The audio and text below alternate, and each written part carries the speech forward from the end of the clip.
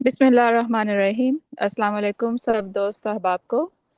चराग़ हमेश की हफ्ता वाराना नशिस्त के साथ हम आपकी खिदमत में हैं। और जो मौजू है वो है गुफ्तगू चंद फन पारों पर। इस नशिस्त में यूजुअली हम जो हैं वो एक अफसाना और एक नज़म रखते हैं, और इस अफसाना और नज़म पे हमारे सब दोस्तों को जो इस नशिस्त में शामिल होते हैं या जो ऑनलाइन हमें देख और सुन सकते हैं, उन सबको शिरकत की दावत होती है कि वो अपने अपने तबसरे हमें भेज सके, हमारे साथ उसमें शामिल हो सके। प्रोग्राम की निज़ामत इंजला हमेश क्या करती हैं, लेकिन इस वक्त कुछ इंटरनेट का मसला है, तो वो हमारे साथ इत्तेफाक से इस वक्त शामिल नहीं है, लेकिन वो किसी वक्त भी हमें ज्वाइन कर सकती हैं।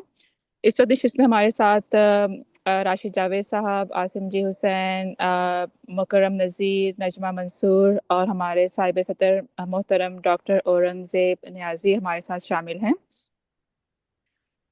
मैं ये चाहूँगी कि राशिद साहब, अगर आप मुनासिब समझे तो थोड़ा सा हमें डॉक्टर औरंगज़ेब साहब का हमें तारुफ भी करा दें, ताकि हम सबको इससे आगाही हो सके कि उनका नाम और उनका काम हमारे सामने आ जाए। राशिद साहब, आप मुझे सुन रहे हैं? जी जी, मैं सुन रहा हूँ। आपको याद होगा कि हमने एक माहौलियात और अदब के टॉपिक पे एक नशिस्त रखी थी। उसमें डॉक्टर साहब तशरीफ लाए थे। तो इनका है, बड़ा अहम काम है इनके, तनकीद के। ये जो हैं ज़्यादातर तनकीद के बंदे गिने जाते हैं। तनकीद पे इनकी किताब भी है। और मुझे हैरत हुई जब मुझे पता चला कि नज़मों की किताब भी है। और फिर माहौलियाती जो है माहौलियात के तनाज़ुर में अदब, इसके ऊपर भी इनकी एक जो है वो किताब है। और इनके जो क्लास फेलोज थे, वो काफ़ी इनके बारे में बड़ी तारीफ करते हैं कि डॉक्टर साहब यूनिवर्सिटी के ज़माने में इसी तरह फाल थे और अब भी फाल है। तो उनकी बड़ी मेहरबानी है कि बहुत अच्छे नज्म वजारत निगार के हैं। लिए बहुत शुक्रिया सर, बहुत शुक्रिया। जी नजमा जी, आपने क्या बहुत कहा? बहुत शुक्रिया राशिद जावेद साहब। मैं कह रही हूँ कि जी बहुत अच्छे नज्म निगार हैं। जी जी। बहुत शुक्रिया मैडम। बहुत बहुत वेलकम। शुक्रिया राशिद साहब और नजमा साहिबा। ये हमारी खुशकिस्मती आज के हमारे साथ इस नशिस्त में डॉक्टर साहब शामिल हैं और इस नशिस्त की सदारत भी कर रहे हैं। थोड़ा सा फनपारों का तारुफ। हमारे साथ इस वक्त मातल जाहिदी की नज़म है, जिसकी पढ़न करेंगी नजमा मंसूर साहिबा। और अफसाना हमारे पास इस वक्त है, मेरे सामने इस वक्त मौजू नहीं आ रहा, जिसकी पढ़न करेंगे मोहतरम मुमताज़ हुसैन साहब। मेरे ख्याल में हम अपने प्रोग्राम का आगाज़ करते हैं। नजमा साहिबा, आप अगर डॉक्टर साहब की इजाज़त के साथ हम अपने प्रोग्राम का आगाज़ करें और आप नज़म की पढ़न कर दें। जी। जी डॉक्टर साहब, बस शुरू करें नज़र। जी, इजाजत है सर। जी जी बिल्कुल। नज्म का उन्वान है, वक्त रास्ता भी है मुसाफिर भी। वक्त एक रास्ता है, मोड़ मुड़ता जाता है। उसको क्या गरज, कोई फूल था किनारे जू। हाथ हाथ में लेकर अहद कोई करता था। रात की थकन में चूर, कोई थक के सोया था। किसको नींद ने छोड़ा, किसको दर्द ने तोड़ा। किसको रोजे आइंदा रात भर डराता था। आंसुओं का आईना, चेहरा मोहब्बत को हर घड़ी सताता था। अजनबी जमीनों में दिल कहीं पे अटका था। ख्वाब के मराहल में शौक के बेकरां अक्सर ख्वाब से भी आगे था। वक्त बेखबर सबसे, वो तो एक रास्ता है। यहाँ कोई मुसाफिर है, आगे बढ़ता जाता है, मोड़ मुड़ता जाता है। बहुत शुक्रिया।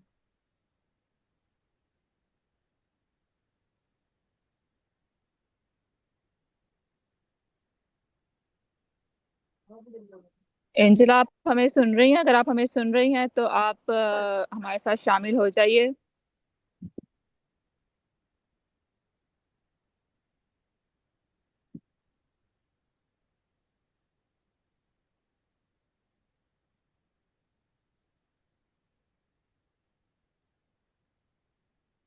चलें, जब तक इंजला का फ़ोन कनेक्ट होता है, मातल ज़ायदी की नज़म। वक्त रास्ता भी है, मुसाफिर भी। वक्त एक रास्ता है, मोड़ मुड़ता जाता है। उसको क्या गरज, कोई फूल था किनार जो, हाथ में हाथ लेकर कोई करता था। बहुत खूबसूरत नज़म मातल ज़ायदी की। इस पे हम गुफ्तगू का आगाज़ करते हैं। आ, मेरे ख्याल में हम गुफ्तगू का आगाज़ आसिम जी हुसैन से करें तो बेहतर होगा। आसिम, आप हमें सुन रहे हैं? आप इस नज़म पे कुछ कहना चाहें? जी बिल्कुल, मैंने नज़र सुनी है। मैं साहिब सदर की इजाज़त से तो दो लाइनें जी कहना जी। चाहूँगा। जी, नज़्म मुख्तसर और काफ़ी अच्छी नज़्म है। माशाअल्लाह, वैसे जो है इन्होंने उर्दू में और इंग्लिश में भी काफ़ी पहले लिखा हुआ है। और ये नज़्म एक ज़माने में जो एक ट्रेंड अमजद इस्लाम के साथ का ट्रेंड सेट हुआ था, इस किस्म की नज़में वो भी लिखा करते थे, तो ये उसी की एक कड़ी मुझे महसूस हुई है। लेकिन काफ़ी अच्छी खूबसूरत नज़्म है, लाइट सी है, खुशबू सी, वक्त के हवाले से लिखी गई एक अच्छी नज़्म है, खूबसूरत नज़्म। शुक्रिया।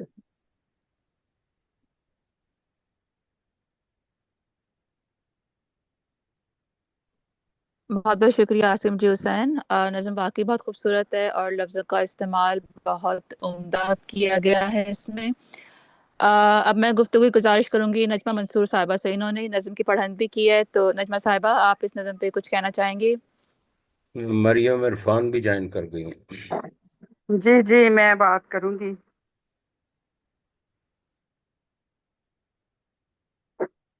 जी नजमा साहिबा। ये- जी, मैं जनाब सदर की इजाज़त से ये नज़्म जो है, ये बेरहम रफ्तार जो है वक्त की, बेनियाजी और इंसानी ज़िंदगी पर इसके गहरे असरात का एक खूबसूरत और फ़िक्र अंगेज़ फलसियाना जो है इजहार है। शायरा ने इसमें वक्त को एक ऐसी शाहराह और एक ऐसे मुसाफिर से तशबीह दी है जो अपने सफ़र में मगन है और बदलते हुए हालात के साथ अ, मुसलसल जो है वो मोड़ मुड़ता चला जाता है। वक्त इसमें इंसानों, जज्बों, रिश्तों, मोहब्बतों और अहद पैमान से, यानी वक्त का इसमें कोई सरोकार नहीं है। नदी के किनारे खिलने वाले फूल हों या हाथों में हाथ डालकर किए जाने वाले उम्र भर के वादे, वक्त की नज़र में इनकी कोई मुस्तकिल हैसियत नहीं। वो इन सब से बेपरवाह होकर गुजर जाता है। नज़्म का जो दरमियानी हिस्सा है वो इंसानी ज़िंदगी की थकन, बेबसी और मुस्तकबिल के अंदेशों को नुमायाँ करता है। रात की आगोश में थके हारे इंसान, दर्द के मारे हुए दिल और आने वाली कल के जो खौफ हैं वो इंसान को परेशान करते हैं। सब ही वक्त के हाथों जो हैं बेबस नज़र आते हैं। आंसुओं के आईने में छुपा हुआ मोहब्बत का चेहरा और दिल की तड़प वक़्त के रफ्तार को एक लम्हे के लिए भी सुस्त नहीं कर सकती। आखिरी मिसरों में ये हकीकत मज़ीद वाज़ेह होती है कि चाहे इंसान के ख्वाब इतने ही लामतनाही क्यों ना हो और इसका दिल किसी अजनबी ज़मीन की यादों में क्यों ना अटका हो, वक्त इन तमाम दाखिली कैफियत से बिल्कुल बेखबर रहता है। वो अपनी धुन में एक खुद मुख्तार मुसाफिर की तरह आगे ही आगे बढ़ता जाता है और ज़िंदगी के मनाजर बदलते चले जाते हैं। पूरी नज़्म में वक्त की लामतनाई हकीकत और इंसान की फ़ानी और आर्जी हालत के दरमियान दरमियान पाए जाने वाले तज़ाद को इंतहाई मौसर, सादा और दिलनशी अंदाज में पेश किया गया है। ये उनकी एक अच्छी नज़्म है और चिराग हमेश में इस नज़्म को पर बात करना मैं समझती हूँ बहुत अच्छी बात है। इस तरह की नज़में और या इस तरह के जो अफसाने हैं वो जो अभी पेश होना है, इस तरह के जो हैं वो होते रहने चाहिए और इन पे बात होनी चाहिए। जनाब सदर का बहुत बहुत शुक्रिया। बहुत बहुत शुक्रिया नजमा मंसूर साहिबा, आपने नज़म की पढ़न भी की और आपने इस पे अपने ख्यालात का इजहार भी किया। अब मेरी गुजारिश है मोहतरम राशिद जावेद अहमद साहब से, आपने नज़म सुनी, आपने दूसरे लोगों की आरा भी सुनी, आप इस नज़म के ऊपर कुछ बात करना चाहेंगे? जी बहुत शुक्रिया। जनाब सदर की इजाज़त से मैं बस मुख्तसर सी बात करूँगा कि इस नज़म में फूल, आईना, ख्वाब, ये इस्तारे जो हैं ये क्लासिकी उर्दू शायरी की रवायत से जुड़े हुए हैं, लेकिन इस नज़म में इन्हें कुछ बर्ताव जो है वो कुछ जदीद जदीद हैसियत के साथ कुछ बरतने की अ, जो है वो कोशिश की गई है। अब वक्त को किसी के दुख, खुशी, जुदाई या वसल से कोई सरोकार नहीं। स्टीफन हॉकिंग की ब्रीफ हिस्ट्री ऑफ टाइम तो कुछ और ही कहती है, लेकिन ये शायरी है। यहाँ इंसानी जज्बात जैसे नींद का ना आना, दर्द का टूटना, आंसुओं का जो है वो आईना और मोहब्बत की बेचैनी, इन सब को वक्त की बेहिसी के मुकाबले रखकर एक तजाद पैदा किया गया है, जिस तरह से अभी नजमा मंसूर साहबा कह रही थी। तो ये तजाद इस नज़म में बड़ा नुमायां है, और मैं समझता हूँ मजमूई तौर पे ये एक फिक्री और फलसफियाना सी नज़म है, जो वक्त की बेरहम रवानी और इंसानी जज्बात की नापायदारी को एक बहुत अच्छे, खूबसूरत और लतीफ़ अंदाज में पेश करती है। बहुत शुक्रिया।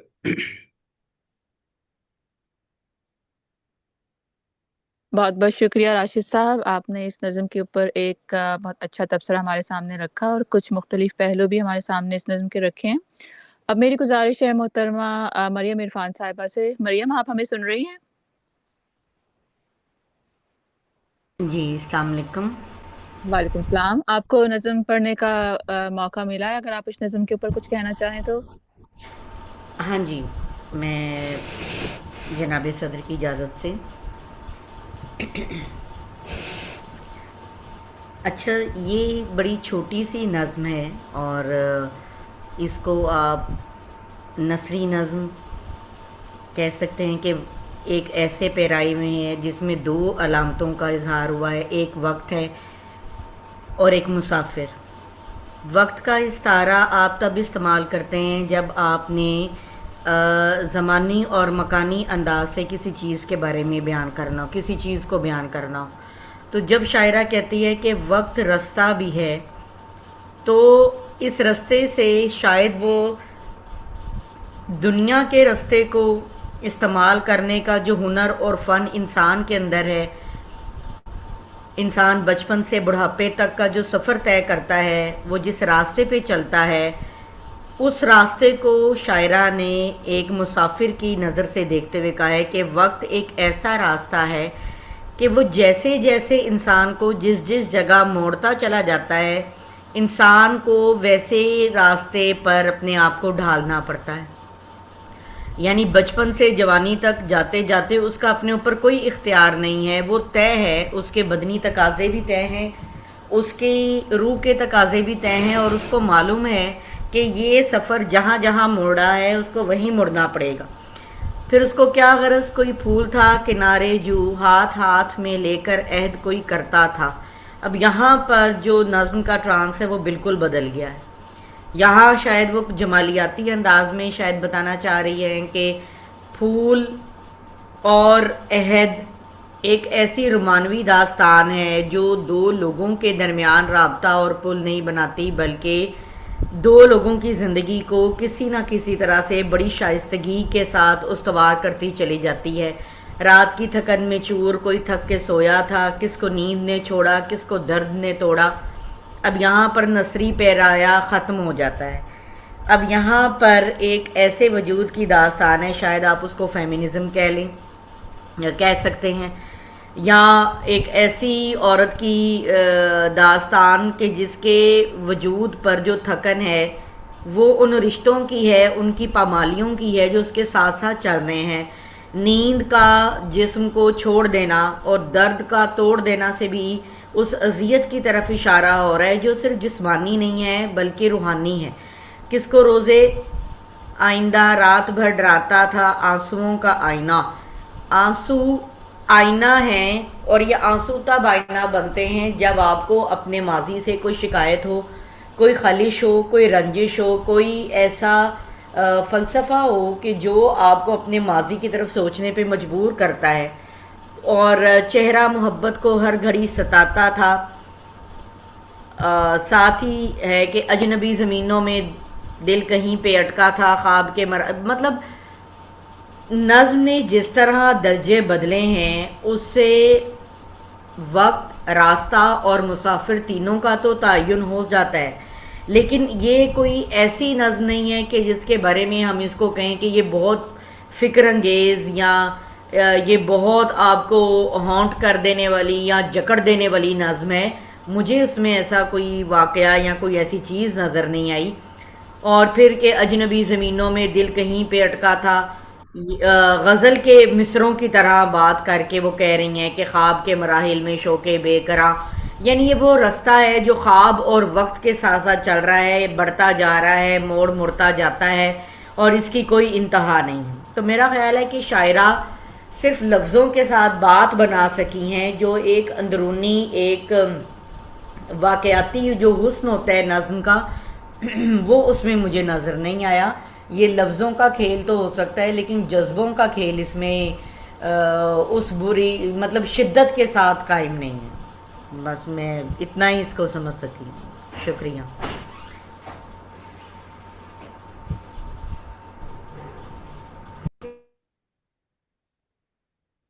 بہت بہت شکریہ مریم عرفان صاحبہ۔ انجلا، آپ ہمیں سن رہی ہیں؟ جی میں کسی طرح کنیکٹ ہوئی ہوں، اللہ کرے اچھا کنیکٹ رہوں۔ اچھا، ہم نے معطلت زاہدی کی نظم کی پڑھن کی اور اس پہ تبصرہ جاری ہے۔ اس وقت اگلا تبصرہ ہم سننے کی خواہش کریں گے محترم ممتاز حسین صاحب سے، اور اس کے بعد انجلا نظامت آپ کے سپرد ہے۔ بہت شکریہ۔ جی ٹھیک۔ جی صاحب صدر کی اجازت سے میں پوری کوشش کروں گا کہ زیادہ لمبی گفتگو نہ کروں اور کنٹرول میں رہوں۔ میں تھوڑا سا ایموشنل ہو جاتا ہوں جب کوئی چیز، تو آئی کنٹرول مائی سیلف۔ تو مریم عرفان نے بہت خوبصورت، راشد جاوید صاحب نے اور سب نے، اور وہ شازیہ منصور نے بہت خوبصورت اس کو ڈیفائن کیا ہے، بہت اچھے طریقے سے۔ اچھا، میں اس کو ایک فیلنگ میں لے کے آ رہا ہوں، اس نظم کو میں نے کیسے محسوس کیا۔ تو رادر دین کہ اس کی انٹلیکچولی اور اس کی گرامر، اس کے انالیسس پہ میں گفتگو کروں، میں صرف اس کو ایک جو جس طرح میں نے محسوس کیا، میں اس طرح کر کے اس کو بیان کرنے کی کوشش کر رہا ہوں۔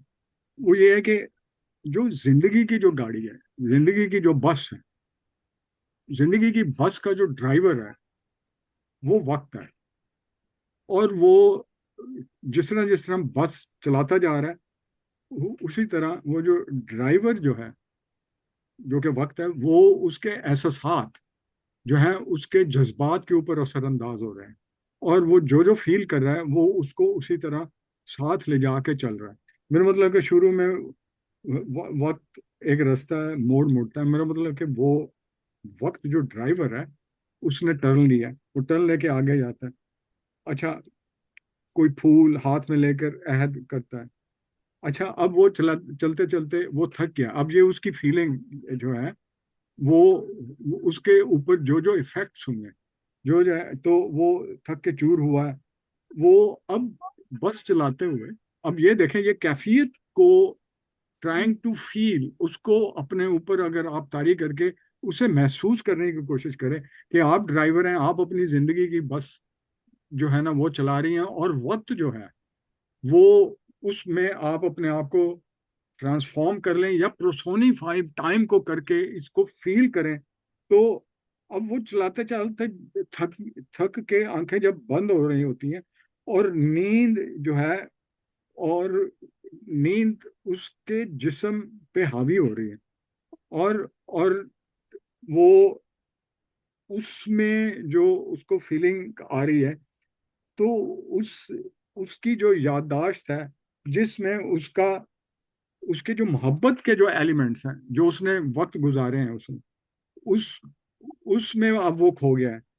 اچھا میں اس طرح لے کے چل رہا ہوں اس میں، اور پھر چلتے چلتے اس کی جو لینڈسکیپ سے گزر رہا ہے، وہ جو راستوں میں سے گزر رہا ہے، اور وہ جو اس کے لیے اجنبی ہیں، اس کے لیے اسٹرینجر ہیں، اس کے لیے، اور اور وہ آگے جب خواب بھی دیکھتا ہے تو اس کو لگتا ہے کہ یہ سب کچھ جو ہے یہ بے سود ہے، اور اس کی جو پین ہے، اس کی جو زندگی گزری ہے وہ، اور اسی طرح وہ چلتا جا رہا ہے، اور آگے جا کے اس نے موڑا ہے.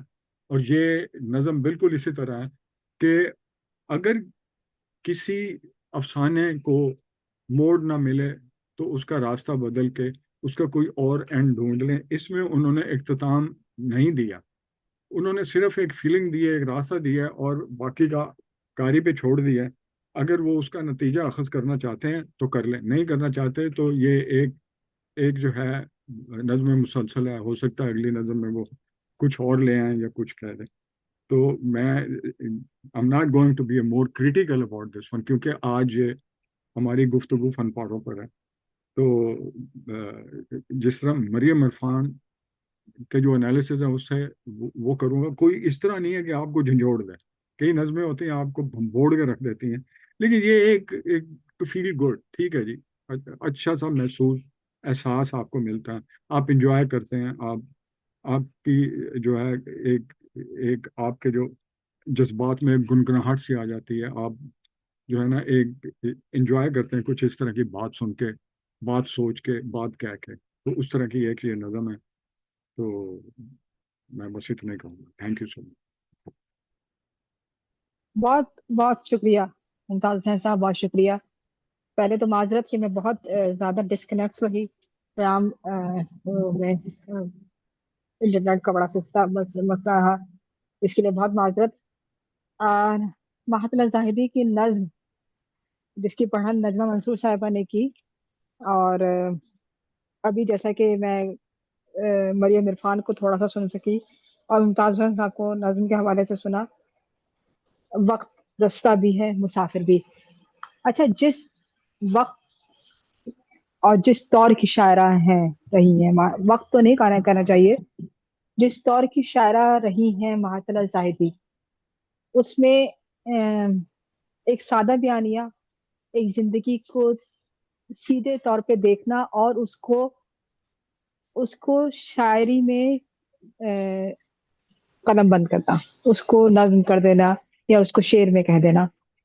مہاتما زاہدی غزل کی بھی شاعرہ رہی ہیں اور نظم کی بھی شاعرہ رہی ہیں، اور ہم جانتے ہیں کہ وہ ان کا ایک بہت قدروں والا علمی اور ادبی گھرانے سے تعلق رہا ہے. تو میں جب ہم اس نظم پہ کرٹیکلی بھی اگر نظر کریں تو پھر مسئلہ یہی آتا ہے، جیسا کہ ممتاز صاحب نے کہا، کہ ہم اس طرح سے اس کو نہیں دیکھ سکتے. یہ خوبصورت خیال ہے. مہاطلت کا ایک انداز تھا جس کو وہ لے کے چلتی تھی، جس میں کوئی بہت ویسا ہم یہ نہیں کہہ سکتے کہ کوئی آؤٹ اسپوکن رویہ ہو. آؤٹ اسپوکن ان کی شاعری میں کوئی ایسا رویہ نہیں آیا ہے، بلکہ وہ بہت ہی ایک کہنا چاہیے تہذیب، معنی کی تہذیب میں رہ کے بہت سی باتیں کرتی رہیں اور بہت کچھ کہتی رہیں، جس میں شاید میری رائے میں مہاطلت اچھی شاعرہ اور بہت اچھی شاعرہ ہوتے ہوئے بھی اس طرح سے چونکا نہیں سکی جیسے باقی اس دور کی خواتین نے چونکایا، یا بہت سی خواتین شاعرات نے اپنی نظم کے ذریعے قاری کو اپنی طرف توجہ کیا، پڑھنے والے کو اپنی طرف توجہ کیا.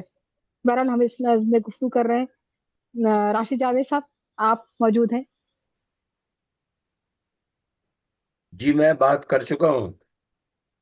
آپ بات کر چکے. نجمہ صاحبہ، خود آپ نے نظم پڑھی ہے تو آپ نے اپنی رائے تو نہیں دی، نظم پڑھ لی، رائے تو نہیں دی. سبھی بات کر چکے ہیں. اب جناب صدر کی باری ہے.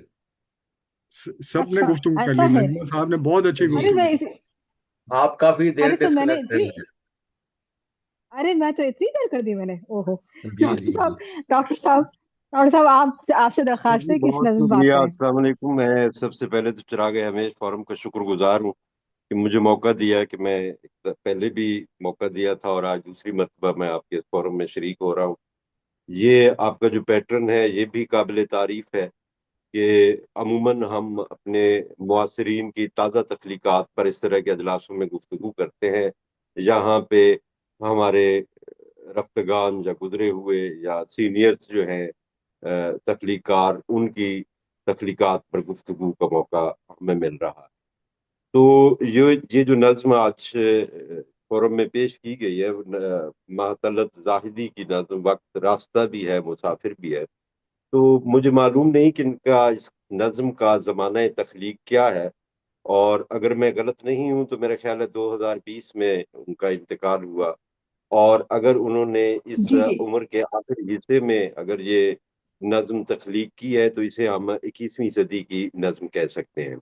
اور 21ویں صدی کی نظم کا اختصاص کچھ دوسرے پہلوؤں کے ساتھ ایک یہ بھی ہے کہ یہ نظم راست طرز اظہار اختیار کرتی ہے، اور حیات کے شعوری تجربات یا لسانی کسی کھیل کی بجائے استعارے گو کے نئے استعارے تخلیق کرتی ہے اور اس پہ اصرار کرتی ہے نئی صورتحال کو پیش کرنے کے لیے، لیکن کسی لسانی کھیل میں پڑھنے کی بجائے 21ویں صدی کی ہماری نظم جو ہے وہ ابلاغ پر زیادہ توجہ مرکوز رکھتی ہے، اور اس ابلاغ کی وجہ سے وہ ایک راست طرز اظہار اختیار کرتی ہے، جیسا کہ اس نظم کے اندر بھی اختیار کیا گیا ہے۔ لیکن اس نظم کو ہم جدید یا مابعد جدید نظم کے کسی مخصوص کیٹیگری میں نہیں رکھ سکتے، کیونکہ اگر ہم اس طرف جائیں گے تو پھر ہمیں جدید اور مابعد جدید نظم کے کچھ دوسرے اختصاصی پہلوؤں پر بھی تفصیل سے گفتگو کرنی پڑے گی۔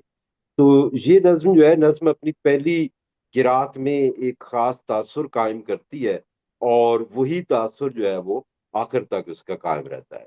دوسرا یہ کہ اس نظم کا فیبرک جو ہے وہ جس طرح کے الفاظ سے، جس طرح کی تراکیب سے اور سگنیفائڈ اور سگنیفائر سے تشکیل پاتا ہے، وہ ہماری رومانی شاعری کی عمومی شعریات کا حصہ ہے، اور بالکل اسی طرح جیسے ابھی کچھ دوستوں نے اس پر بات کی بھی کہ اس سے جو کیفیت پیدا ہوتی ہے اداسی کی، افسردگی کی، اور ایک اداس سی کیفیت اور ایک رائگانی کا احساس پیدا ہوتا ہے، یہ بھی ہماری رومانی شاعری کا حصہ ہے۔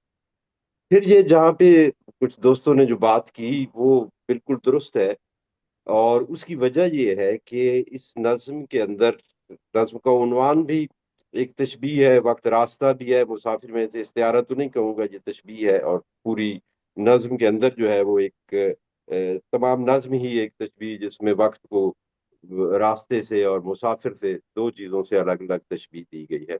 تو یہ رواجی تشبیہ ہے۔ رواجی تشبیہ یا استعارہ وہ ہوتا ہے جو مسلسل ایک ہی معنی میں مسلسل استعمال ہونے کے بعد اس کا ایک معنی متعین ہو چکا ہوتا ہے۔ تو یہاں پر بھی وہی تشبیہ ہے، وقت کو راستے سے یا مسافر سے تشبیہ دینا، یہ کوئی نیا موضوع ہمارے شاعری کے اندر نہیں ہے۔ مطلب کلاسیکی شاعری سے لے کے ہماری معاصر جدید غزل تک اور ہماری نظم تک جو ہے وہ وقت کا موضوع مسلسل کئی زاویوں سے، زاویے بدل بدل کر اس کا اظہار ہوتا رہا ہے ہماری جدید شاعری کے اندر بھی، اور ہماری کلاسیکی شاعری کے اندر بھی آپ کو مل جائیں گے ایسے کئی کئی اشعار ہمیں مل جاتے ہیں۔ اور اس وجہ سے یہ کوئی، میرے کہنے کا مطلب یہ ہے کہ کوئی نئے معنی تخلیق نہیں ہو رہے یہاں پہ، وہی ایک روایتی، اس تشبیہ سے وہی ایک روایتی وقت کے معنی جو ہے وہ ہمارے سامنے اس نظم کے اندر بھی آتے ہیں۔ اچھا، وقت کا جو تصور ہے اس پہ بہت زیادہ بحث کی گئی ہے، اور وقت کا یہ تصور دائروی بھی ہوتا ہے اور مستقیم بھی ہوتا ہے۔ دائروی تصور کو اگر ہم ذہن میں لائیں تو ہماری توجہ فوری طور پہ مجید امجد کی طرف جو ہے وہ جاتی ہے، اور مجید امجد کی نظم پنواڑی جو ہے وہ ہمارے ذہن میں آتی ہے۔ اور کچھ مستقیم تصور جو وقت کا ہے، یعنی سیدھا چلتا ہوا وقت جو آگے کی طرف جا رہا ہے، مسلسل بڑھ رہا ہے، جس کے لیے شاعرہ نے یہاں پہ راستہ اور مسافر دو تشبیہیں استعمال کی ہیں۔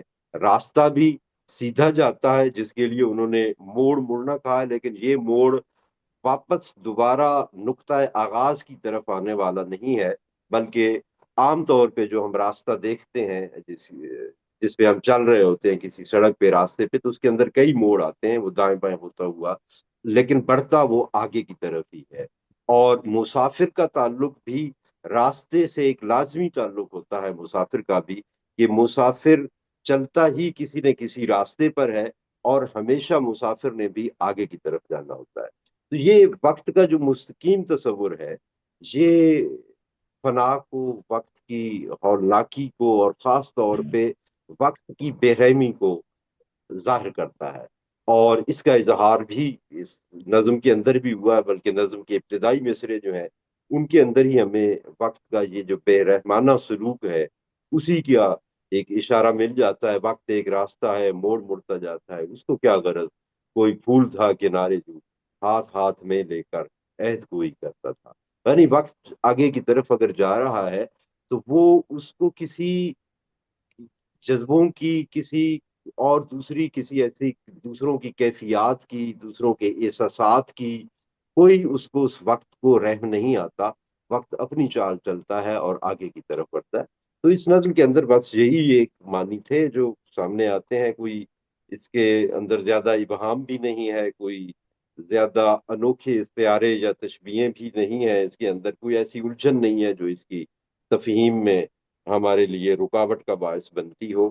تو ایک کیفیت کی نظم ہے، جیسے ابھی سر نے کہا تھا، ایک کیفیت کی نظم ہے بے شک کوئی، اور ایک اچھی نظم ہے۔ انہوں نے اس کیفیت کو ایک خاص انداز میں، ایک خاص رومانی انداز میں بہت اچھے طریقے سے نبھایا۔ بہت شکریہ۔ بہت بہت شکریہ ڈاکٹر صاحب، نظم پہ آپ نے گفتگو کی، اور وہی بات ہے کہ ایک سادہ بیان یہ کے طور پہ ایک نظم میں کوئی ایسی وہ نہیں ہے کہ اس میں ہم یہ کہیں کہ یہ اور یہ بات بھی صحیح ہے کہ جس وقت کی یہ نظم ہے۔ اچھا، یہ نظم ہے جو ان کا دوسرا شعری مجموعہ آیا تھا، میں کیسے مسکراتی ہوں، اس میں یہ نظم ہم نے دیکھی، اور اس میں تو یہ وہ وقت ہے کہ جب ان کی وفات سے کچھ وقت پہلے ہی ان کا یہ شعری مجموعہ آیا تھا معطل زاہدی کا، اور ان کی طبیعت تھوڑی سی ناساز بھی رہنے لگی تھی۔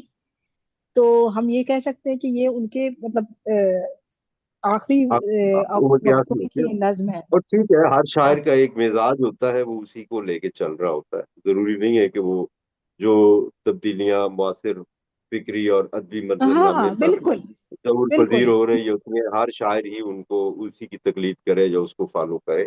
ہر ایک کا اپنا مزاج ہے، ہوں اور اچھے ہے نظم انہوں نے ہوں کہی ہے۔ ہوں بالکل ٹھیک، بالکل صحیح، ایسا ہی ہے۔ اچھا، آج نیٹ کا کچھ ایسا ایشو ہے کہ ہماری دو دوستیں نازیہ نگارش اور سمین بلوچ کنیکٹ نہیں ہو پا رہی، اور مسلسل کوشش کری، میں تو خود اتنی مشکل سے کنیکٹ ہوئی، اور ہماری دو دوستیں مزید کنیکٹ نہیں ہو پا رہی، پتہ نہیں کیا وہ ابھی جیسے راشد صاحب بتا رہے تھے کہ 3G سے 4G ہو رہا ہے، کیا ہو رہا ہے، تو اس میں معاملہ ہو رہا ہے خراب۔ خیر، ہم پروگرام آگے کرتے ہیں، باقی دوست کنیکٹ ہو جائیں گے۔ یہ نظم معطل زاہدی کی نظم، اس پہ گفتگو تو ہوئی، اور کافی اچھی گفتگو ہوئی۔ مریم عرفان نے بات کی، ممتاز حسین، راشد صاحب، راشد جاوید صاحب، خود منصور نے اس کی پڑھن بھی کی اور اس سے گفتگو بھی کی۔ اب باری ہے الیاس احمد گدی کے افسانے ٹام جیفرسن کے پنجرے۔ یہ الیاس احمد گدی اس حوالے سے ان کا ایک ناول فائر ایریا اور کچھ افسانوں نے ایک دم سے چونکایا۔ ہم نے آج اس افسانے کو اس لیے رکھا ہے کہ الیاس احمد گدی ایک ایسا افسانہ نگار ہے جس کو ڈسکس کرنا چاہیے، جس پہ بات کرنی چاہیے۔ ہم بہت سے ہمارے ادبی جو ایک صورتحال ہے اس میں بہت اہم افسانہ نگار جو ہیں انہیں نامعلوم وجوہ کی بنا پر ڈسکس نہیں کیا جاتا جتنا کہ ان کا حق بنتا ہے۔ تو ہم نے سوچا کہ ان کا افسانہ کوئی رکھا جائے اور اس پر بات کی جائے۔ تو آج ان کا افسانہ ہے ٹام جیفرسن کے پنجرے، جس کی پڑھن کریں گے، یہ افسانہ گروپ پہ ہی موجود ہے، پڑھن کریں گے اس کے ممتاز حسین صاحب۔ جی ممتاز حسین صاحب، ممتاز صاحب خود بہت اچھے افسانہ نگار ہیں، شاعر ہیں، اور پلے رائٹ تو ہیں ہی، تو ہم منتظر ہیں ممتاز صاحب کہ آپ اس افسانے کی پڑھن کریں۔ جی ممتاز صاحب۔ جی ڈاکٹر صاحب، صاحب صدر صاحب، آپ کی اجازت سے جی سر۔ ٹام جیفرسن کے پنجرے۔ یہ افسانے کا نام ہے الیاس احمد گدی صاحب کا. نوجوان لڑکا طوطے کو گالی سکھا رہا تھا. بول مٹھو سالے، سالا سالا سالا سالا. طوطا خوش دلی سے دہرانے لگا. بڈھے ٹام نے گردن موڑ کر لڑکے کو دیکھا. کیا کرتے ہو؟ میرے بچوں کو خراب کر رہے ہو. نوجوان ٹام کی بات نظر انداز کر کے اس کی طرف شوخی سے دیکھ کر پھر طوطے کو سکھانے لگا. بول مٹھو حرامی حرامی. طوطا جیسے لڑکے کو خوش کرنے پر آمادہ تھا اور زور سے چیخا حرامی. بڈھے ٹام نے چھڑی اٹھائی. تم بھاگو گے کہ نہیں؟ میں ابھی تمہارے باپ کے پاس جاتا ہوں. اس کے چھڑی اٹھانے پر بڑے پنجرے میں بند بندروں کے پریوار کا مکھیا کھوکھیایا. بڈھے ٹام نے اس کو ڈانٹا. حرامی کی اولاد، تو کیوں دانت نکوس رہے ہو؟ میں تو اس لڑکے کو پیٹنے جا رہا ہوں جس نے میرے بچوں کی عادتیں ہی خراب کر دی. لڑکا برآمدے میں طوطے کے پاس کھڑا تھا. بڈھے ٹام کو چھڑی لے کر آتا دیکھ کر بھاگ کھڑا ہوا اور بھاگتے ہوئے بولا انکل تمہارے بچے میرے دوست ہیں، وہ تم سے زیادہ میری بات مانتے ہیں. ایک بندر اور ایک بندریا تھی اور اس کے 2 بچے. 8 خرگوش تھے سفید براق ریشم جیسے. ان کی لال لال خوبصورت آنکھوں میں خوف ہمیشہ چھونکا کرتا تھا. وہ ذرا سی آواز پر چونک پڑتے، ایک لمحے کے لیے پلٹ کر دیکھتے اور پھر بھاگ جاتے. پنجرے ان کے بھی تھے مگر زیادہ تر کھلے ہی رہتے. لڑکے دوڑاتے تو بھاگنے کی بجائے جھٹ زمین پکڑ کر بیٹھ جاتے. اس سے لڑکوں کو انہیں پکڑنے میں آسانی ہوتی اور پھر وہ انہیں اپنی گردن میں لیے پھرتے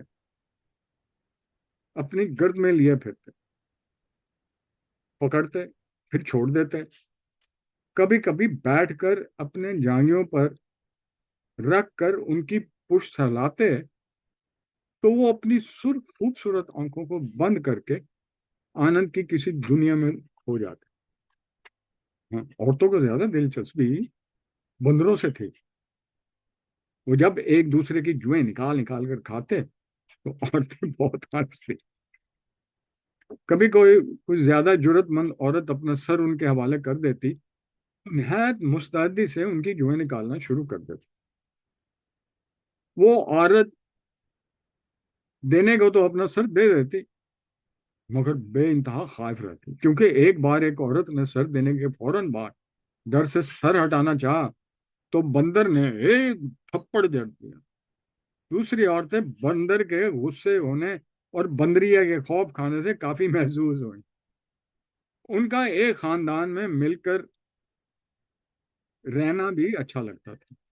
بندر کے دونوں بچوں کی چھوٹی چھوٹی شرارتیں، باپ کا بار بار کھوکھیانا اور ماں کی ممتا، یہ سب کچھ ملا کر ایک دم گھریلو سا ماحول ہو جاتا. عورتیں ان بندروں کے لیے مونگ پھلیاں اور پھل بھی لاتے. ان کا بچہ کھچا کھانا اور باسی سوکھی ہوئی روٹیاں بھی بوڑھے ٹام کے ان بے زبان بچوں کے لیے بھیج دی جاتی. فصلوں کے موقع پر اناج باندھ دیا جاتا. مرد کبھی کبھی بوڑھے ٹام کی پیسوں سے مدد کر دیا کرتے تھے. ٹام کا گھر قصبے کا چڑیا گھر تھا. قصبے کے بھولے بھالے معصوم لوگ عام طور پر شام کو بیوی بچوں کے ساتھ گھومنے بڈھے کے گھر آ جاتے. بڈھا ہر آدمی کا استقبال ٹوپی سر سے اٹھا کر کرتا، جس کو وہ پتہ نہیں کب سے پہنتا آ رہا تھا. گھر تو چھوٹا سا تھا مگر سامنے کھلی ہوئی کافی زمین تھی جس کے گھر مہندی کی باڑ کھڑی کر کے احاطہ بنا دیا گیا. اس کھلی جگہ میں بیٹھنے کے لیے بینچ وغیرہ تو نہیں تھے مگر فرش پر ہمیشہ ملائم دوب کا قالین بچھا رہتا جس پر مرد اور عورتیں بلا تکلف بیٹھ جاتے. लड़के दौड़े लगाते, घास पर लुढ़कते, इधर उधर भागते रहते और खरगोशों को पकड़ते। टॉम उन्हें खुश खुर्रम हंसता बोलता देखकर एकदम आसूदा हो जाता, जैसे उसके आगे आगे जिंदगी में कुछ ना हो। टॉम की जिंदगी में तो वाकई उसके आगे कुछ नहीं था। 44 साल पहले जंग की हौलनाकियों से झोंझकता, बारूद के धुएं में खांसता, दुश्मनों के लहू में शराबूर, वो जहां पहुंचता था बर्मा के महाज पर ट्रिगर पर उंगलियां रखे रखे और बंदूक का घोड़ा दबाते दबाते उसकी उंगलियां जख्मी हो गई। उन्हें उंगलियों के इलाज के लिए उसे ईस्टर्न कमांड के हेड ऑफिस रांची के मुजाफात में एक आर्मी अस्पताल में लाया गया। हाँ, लोग कहते थे कि हिंदुस्तान की हवाएं बड़ी साहिर हैं।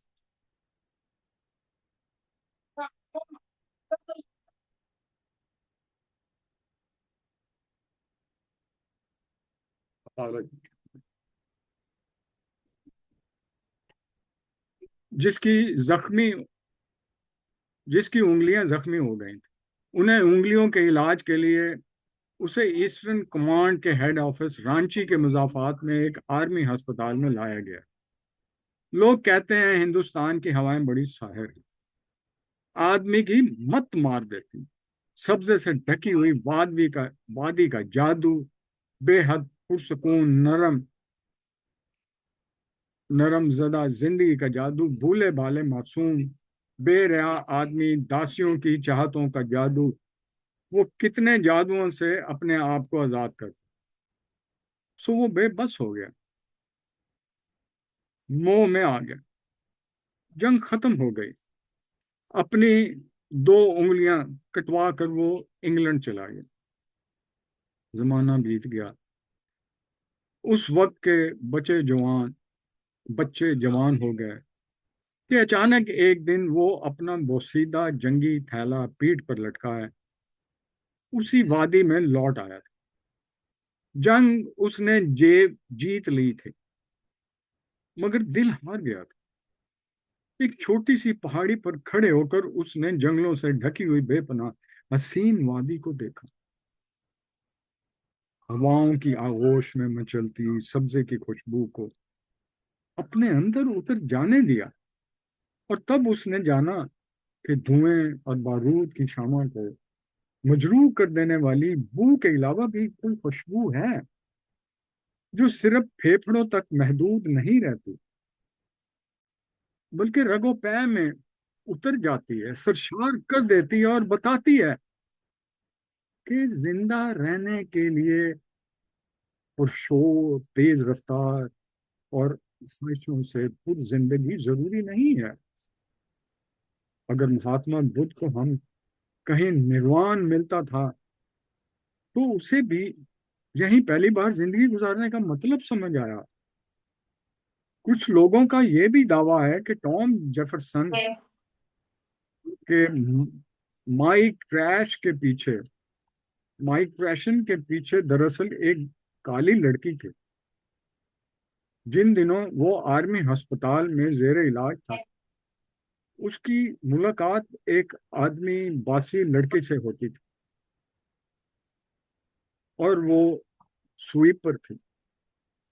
बहुत चुपके से मशरक से मगरब के दिल का दरवाजा खटखटाया था।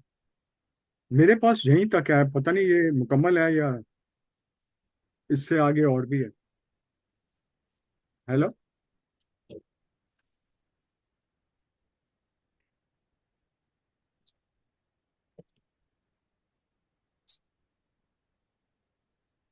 हेलो। जी जी मुमताज साहब, क्या कह रहे हैं आप? मैं ये कह रहा हूँ कि मेरे पास यहीं तक है। मेरी आवाज आ रही है मुमताज साहब? हैं मेरे पास जो मुझे अफसाना है ना मंडली पे, वहां से मैंने पढ़ा, और वहां पे तो यहीं तक है अफसाना। और बहुत चुपके से मशरक ने मगरब के दिल का दरवाजा खटखटाया था। मेरे पास अफसाना यहीं तक है। अगर यही मुकम्मल है तो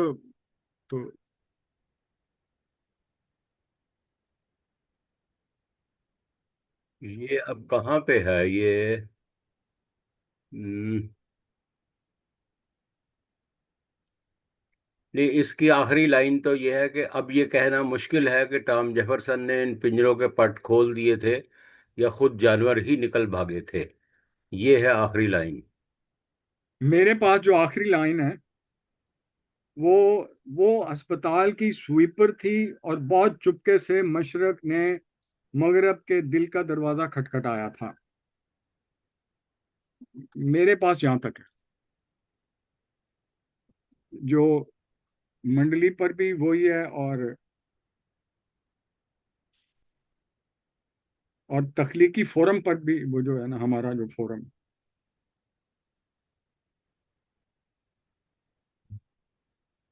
तो फिर इस पे पूरा नहीं है। दोनों व्हाट्सएप के दोनों फोरम पर अफसाना यहीं तक है। एक मिनट, मैं भी लोकेट कर रहा हूँ कि वो जो आप पढ़ रहे हैं वो कहाँ पे है। अच्छा, आ, चिराग हमेश की जो वेब वो है ना व्हाट्सएप, उससे मैंने पढ़ा।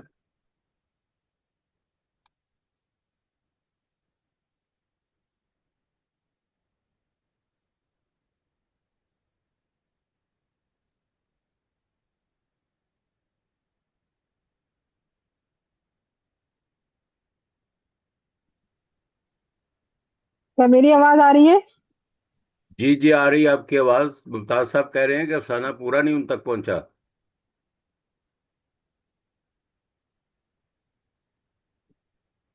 कहाँ तक पढ़ा है? मैंने पढ़ा है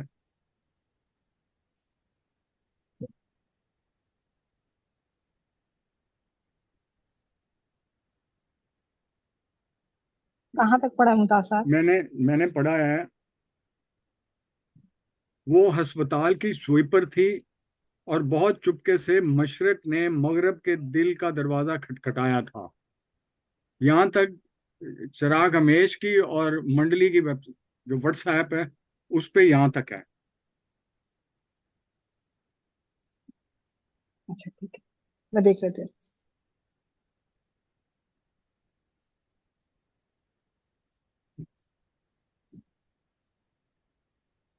मुझे ये लाइंस कहीं नजर नहीं आ रही। इससे जरा ऊपर कोई लाइन बताएं, कौन सी?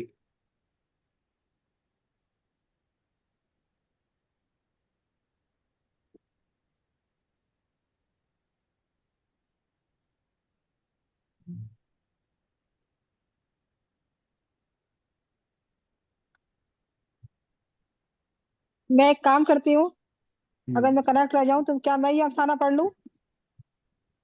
जी जी जी, जी, मेरे आप। ख्याल है इंदिरा मैंने आपके पास अच्छा है तो आप इसको कंटिन्यू करें और मुकम्मल कर अच्छा दें मुझे अगला मिल हिस्सा। गया। मुझे जो है ना, जो मुझे नाजिया जी ने किया, वो जो ईमेल किया उसमें मुझे आगे का मिल गया। चले पढ़ दे, बस फिर तो आगे कंटिन्यू करें। पढ़िए, ओके, आगे पढ़िए। मैं आगे से पढ़ रहा हूँ। तो मैंने यहाँ तक खत्म किया था कि स्वीपर थी और बहुत चुपके से मशरक ने मगरब के दिल का दरवाजा खटखटाया था। और जब मगरब ने दरवाजा खोला तो अपने मशरक के बेपनाह हुस्न को देखकर मबहूत रह गया। A black rose, a piece of black jewel. अगर टॉम जेफरसन से इस सिलसिले में कोई बात करता है तो वो हंसता है और एक अलग कहानी सुनाता है। मैं रो बोटों के बीच में नहीं रहना चाहता। मैं इंसान हूं, इंसानों के बीच रहना चाहता हूं, जिंदा और गर्म इंसानों के बीच। वहां हर इंसानी आवाज मशीनों में खो गई है। आदमी का हंसना, आदमी का रोना, आदमी का बोलना, आदमी का चीखना,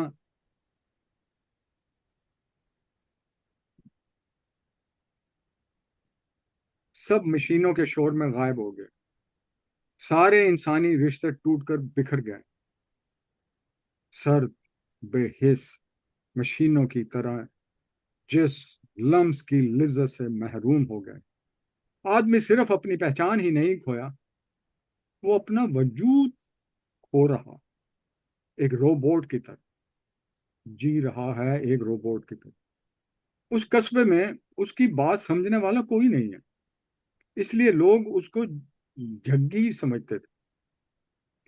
ठीक बात है, अगर वो झग्गी नहीं है तो अपना इतना बड़ा खूबसूरत देश छोड़कर इस जंगल में क्यों आ बसा? जानवरों के बीच उसका ये पागलपन बस्ती वालों के लिए बहुत अहम है, इसलिए वो इसको अपने से बहुत ऊंचा, कोई माफौक फितरत शख्स मानते हैं, इसलिए वो उसकी इज्जत भी करते थे। मगर तोता उसकी एक नहीं सुनता था। वो एकदम शोक हो गया जब टॉम को उसकी खुराक देने में देर हो जाती, तो तब वो गालियां बकना शुरू कर देता। बेटा बेटा बेटा, हरामी हरामी हरामी, साला साला। उसको ये गालियां मालकम कुजोर के बेटे जोखिम कुजोर ने सिखाई थी। जोखिम बस्ती का सबसे बदमाश लड़का था, मगर सबसे तेज भी है। रांची के किसी मिशन स्कूल में पढ़ता है। उसके बाप ने उसको एक साइकिल खरीद दी थी। उसी साइकिल पर वो रोजाना स्कूल जाता है, और रोजाना स्कूल जाते हुए, स्कूल से वापस आते हुए साइकिल की घंटी जोर जोर से बजाता। तोता घंटी की हर आवाज पर एक गाली उछालता है, और टॉम टॉम अपनी छतरी लहराकर तोते को धमकाता है। तोता उससे नहीं डरता जैसे जोखिम नहीं डरता। जिस दिन स्कूल में छुट्टी होती है, उसी दिन जोखिम सारा दिन टॉम का भेजा चाटता है। आपको अकेले डर नहीं लगता? मैं अकेला कब रहता हूँ? ये जो मेरे साथ रहते हैं, वो जानवरों की तरफ इशारा करता है, ये आदमी है। वो ताज्जुब से पूछता है, ये आदमियों से अच्छे हैं, मगर आदमी को आदमियों के साथ रहना चाहिए। लड़का अक्लमंदी का इजहार करता है, आदमी जब रोबोट हो जाएं तो ये जानवर ही भले। जोखिम 10वीं क्लास का तालिब इल्म है। वो रोबोट के मायने जानता है, मगर ये नहीं जानता कि आदमी कब रोबोट बन जाता है। इसीलिए वो टॉम को अगर पूरा नहीं तो आधा पागल जरूर समझता है। फिर वो अपनी बात पलटता है, तुम्हें तुम्हारा घर नहीं याद आता? और तुम्हारे बच्चे? टॉम को क्या याद आता है, क्या याद नहीं आता, ये कोई नहीं जानता। वो किसी को बताता भी नहीं। उससे बार बार ये सवाल किया गया, बारहा लोगों ने वो वजह जानने की कोशिश की है जिसकी वजह से उसने अपना मुल्क छोड़ा। लोग ये भी जानना चाहते हैं कि क्या वो यहाँ खुश है। वो सारों सवालों के जवाब दे सकता है, मगर देता नहीं, क्योंकि वो जानता है अगर वो इस सिलसिले में कुछ बोलेगा तो लोग उसको और पागल समझेंगे। मगर जोखिम को वो बहुत खुश दिली से जानता है। मेरा घर यहीं है, मैं पिछले जन्म में भी यहीं पैदा हुआ था। आपको कैसे मालूम हुआ कि मैं पिछले जन्म में यहीं पैदा हुआ? मुझे मालूम है, यहाँ हमारा घर था, एक छोटा सा मट्टी का, और इसमें तुम्हारी आंटी रहती थी। आंटी? जोखिम तअज्जुब से पूछता है, आंटी? आंटी भी क्या आप ही की तरह गोरी थी? वो खूब हंसा और फिर बताता, नहीं, काली थी, एकदम काली, जैसे तुम लोग हो, ए ब्लैक जूनियर। फिर वो दो गो वो आगे जाने के लिए बेचैन हो जाता। फिर आगे मुझे कुछ याद नहीं आता। जोखिम पूछ पूछ कर मायूस हो जाता तो तोते के पास चला जाता। बोल मियां मिट्ठू, आंटी काली थी। टॉम बहुत प्यार से तोते को और फिर उसी प्यार से जोखिम को देखता है। कहीं अंदर तारीक गोशों से रोशनी की फुहार सी गिरने लगती है। रांची शहर के मज़ाफ़ात में बसा हुआ ये एक आदमी बासी कस्बा इतना पुरस्कून है कि लगता है इस दौर की तहजीब के मक्कार हाथियों ने इसे अभी छुआ तक नहीं। हालांकि शहर से उसका फासला ज्यादा नहीं है। बहुत से मर्द शहर में काम करते हैं, बहुत सी औरतें भी अपनी रोजी रोटी इसी शहर से हासिल करती हैं। कितने ही बच्चे शहर के स्कूलों में पढ़ते हैं, आना जाना लगा रहता है।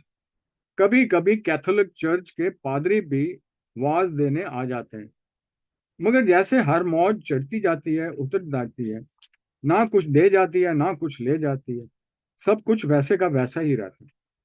त्योहारों में लोग चावल से कशीद की जाने वाली शराब रासी पीते हैं। औरतें एक दूसरे की कमर में हाथ डालकर नाचती हैं। ढोल और हर रंग बजते हैं और आम तौर पर सब कुछ टॉम साहब के हाथ में होता है। इस दिन टॉम साहब अपना अकलौता सूट निकाल कर पहनता है, जो धुलाई और प्रेस न होने की वजह से एकदम बदरंग और बदवजा हो गया है। उस दिन वो चावल से कशीद की जाने वाली शराब भी पीता है और नाच के दौरान वो लोगों के साथ ताली भी पीटता है। जिंदगी यहाँ एक नदी की तरह पुरशोर नहीं, बल्कि एक झील की तरह पुरस्कून है। पुरस्कून, गहरी, नाकाबिले तब्दील। मगर ये टॉम साहब का भरम था कि यहाँ कुछ भी तब्दील नहीं हो सकता। बहुत आहिस्ता आहिस्ता, बहुत जरीन सतह पर एक तब्दीली रोनुमा हो रही थी। लोगों की बातचीत में, अल्फाज में, गानों के बोल में, लिबास और ख्यालों में भी। टॉम जेफरसन, जो अपने अहाते से कभी बाहर नहीं निकला था, उसको क्या मालूम कि सारा आदमी दासी इलाका आहिस्ता आहिस्ता करवट ले रहा है। जागा नहीं, मगर नींद टूटने की वो कैफियत जब रफ्ता रफ्ता हवास मुज्तमा होना शुरू हो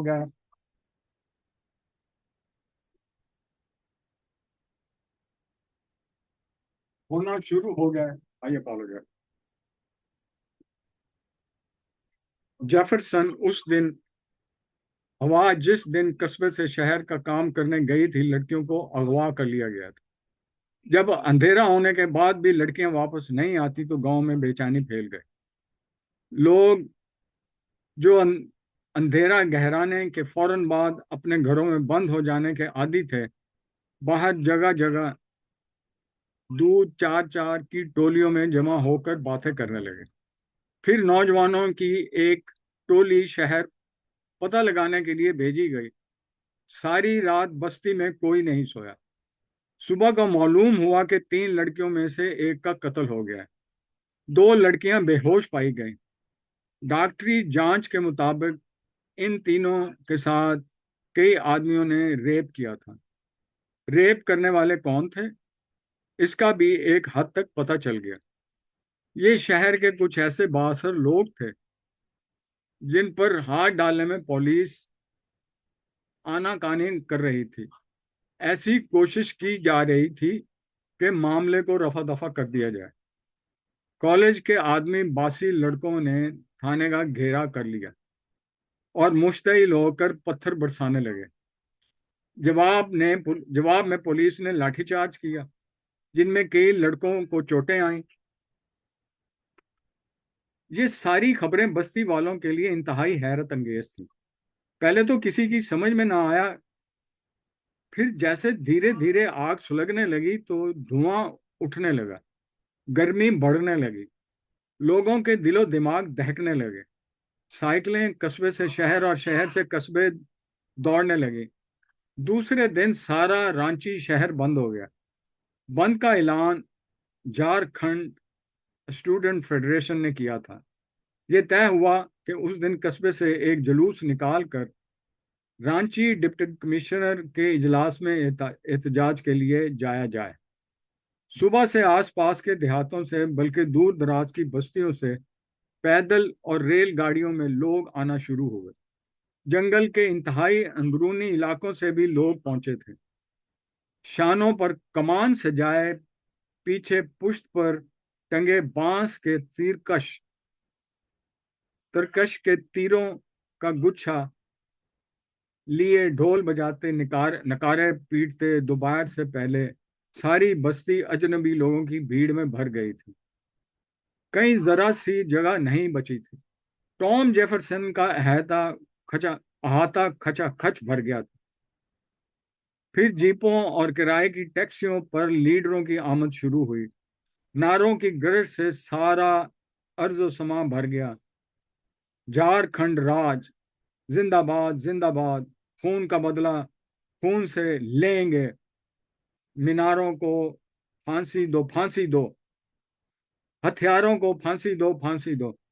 پھر ساری بھیڑ قصبے سے نکلنے والے راستوں پر یوں بہنے لگی جیسے پانی کسی جھیل کا کنارہ توڑ کر باہر نکلا ہو۔ جب جلوس دور چلا گیا اور سارا قصبہ تقریباً خالی ہو گیا، تب ٹام جیفرسن نے بند دروازے سے جھانک کر ایک دم ویران احاطے کو دیکھا، سنسان قصبے پر نظر ڈالی اور پہلی بار گالی دی، حرامی۔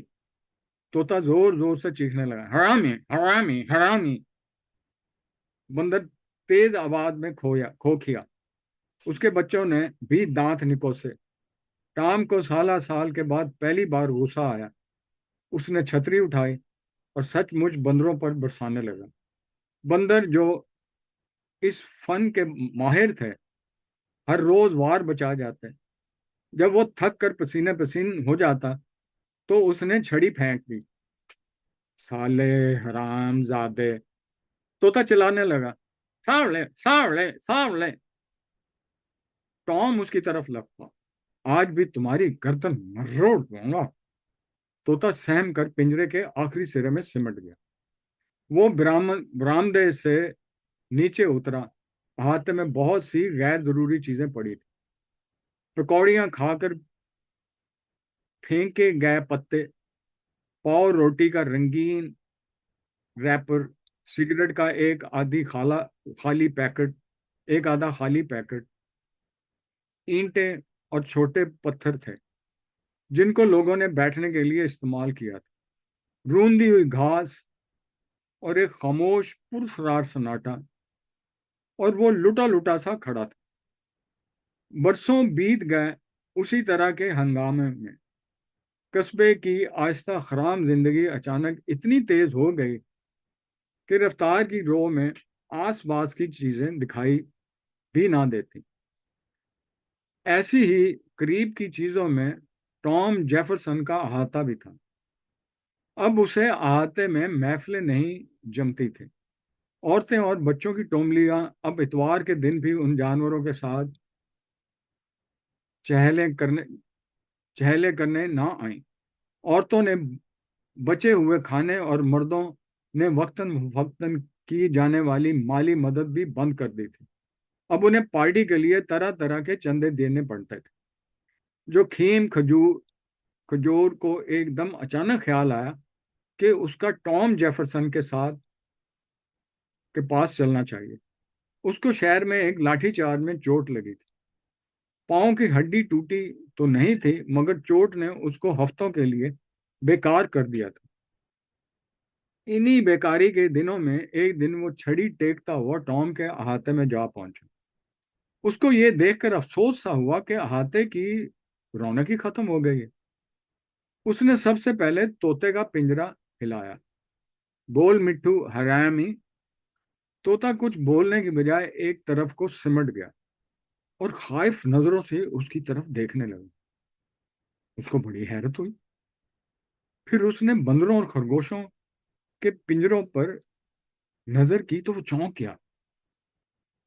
بندروں کی دونوں بچے غائب تھے اور خرگوشوں میں صرف 4 خرگوش باقی تھے، اور وہ بھی پنجرے میں بند، جبکہ ہمیشہ کھلے رہتے تھے۔ بندر، کیا ہوا انکل؟ اس نے ٹام سے پوچھا، جو اس کو دیکھ کر اندر سے باہر نکل رہا تھا۔ बेच दिए, बेच दिए। क्यों? क्या करता? कहाँ से खिलाता उन्हें?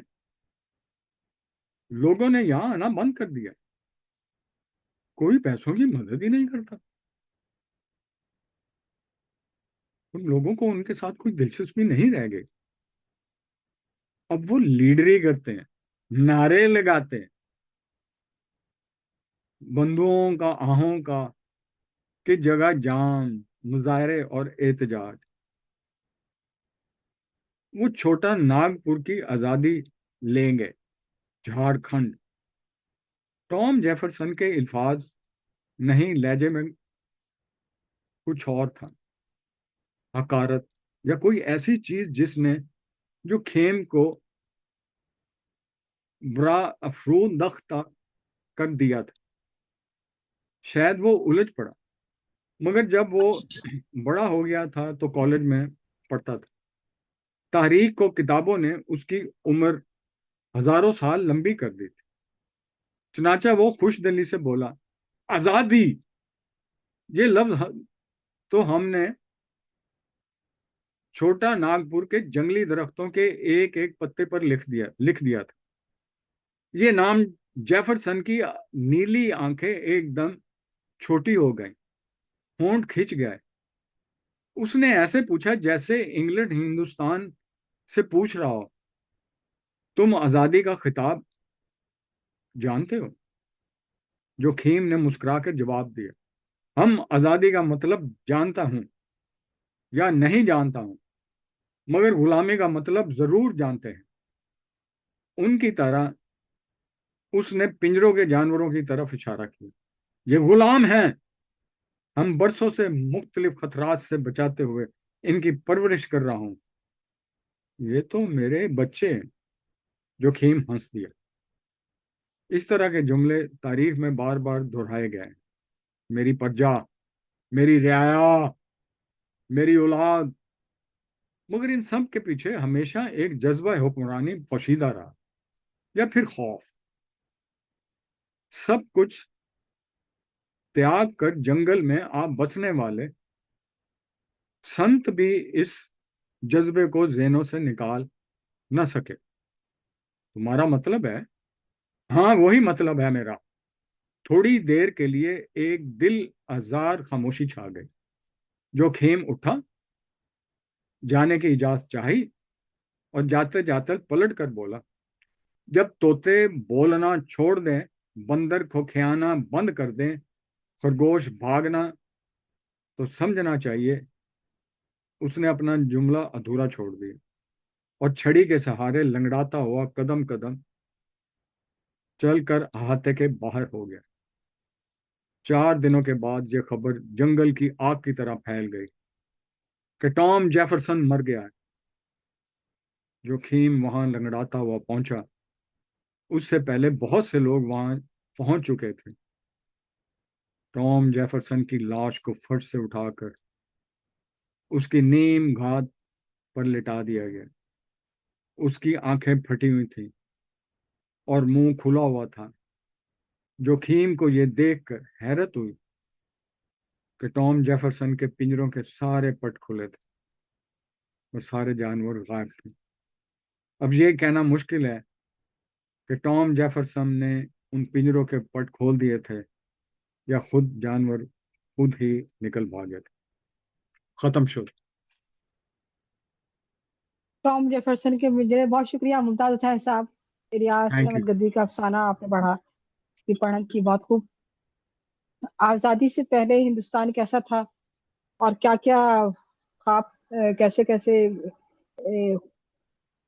उसके ख्याल, उसकी खूबसूरती, उसकी जमालियात में लोग खोए हुए होते थे। ये अफसाना इसी उसमें कि कुछ किस किस तरह से एक शख्स जो है वहाँ के उस जमीन के इश्क में उतरा हुआ और वहाँ जाके उसने एक पूरा एक एक खातून से उसकी उसकी उसका इश्क भी हुआ।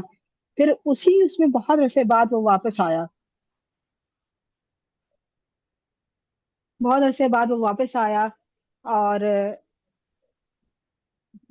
जानवर को पाला, उसमें उसका किस तरह से इंटरेक्शन हुआ, वो क्या बताता रहा, किस माजी में कैसे खोया।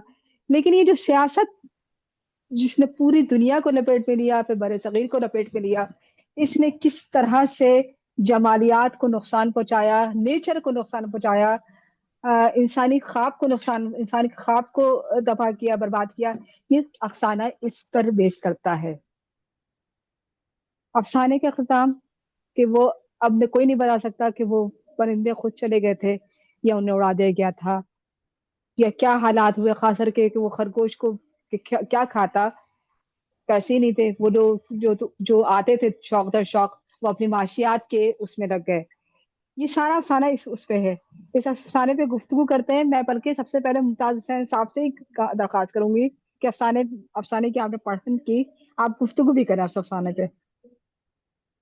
साहिब सदर की इजाज़त से, एक तो मुझे पढ़ने में बहुत दुश्वारी हो रही थी, और मुझे लगता है कि ये जो अफसाना है, इसे ट्रांसलेशन, किसी और ज़बान की ट्रांसलेशन, ये मेरी नाकस राय है, हो सकता है मैं गलत हूँ, और ट्रांसलेशन कोई अच्छी नहीं है। मेरा मतलब है कि मैं यहाँ क्रिटिसिज्म करने के लिए, क्योंकि हम फनपारों पर बात करने आए हैं, मुझे काफ़ी मुश्किल हो रही थी, क्योंकि उसमें फ्लो नहीं है अफसाने की, उसमें रवानी का मसला ये है। लेकिन जो मैं समझ सका हूँ, वो ये अफसाने का जो मरकजी ख्याल है वो आज़ादी है, द फ्रीडम। अच्छा, उस फ्रीडम में ह्यूमन फ्रीडम को उसने एक कैप्सूल में बंद करके पेश किया, एक पिंजरे में बंद करके पेश किया, और वो पिंजरा जो है वो जानवरों का पिंजरा है। और वो सिंबॉलिकली वो जो एनिमल्स हैं उनकी जो आज़ादी है उसको उसने रिप्रेजेंट किया ह्यूमन फ्रीडम के साथ। और उसने एक जगह जिक्र भी किया है कि बरतानिया और हिंदुस्तान और वो जो एरिया है, उस एरिया को वो जिस तरह उसने रिप्रेजेंट करने की कोशिश की है, तो उसमें सिंबॉलिकली जो कुछ, जो एटीट्यूड, जो एक रूलिंग क्लास एक जो एक गलत सबक देती है इंसानों को, वही जो है जानवरों को सबक दिया जाता है, और वो उसको गालियां सिखाई जाती हैं, और उसी तरह का, इसी तरह की एक रिप्रेजेंटेशन है जिसकी मेरे ख्याल में, जब ब्रिटिश एम्पायर हम लोगों पर वो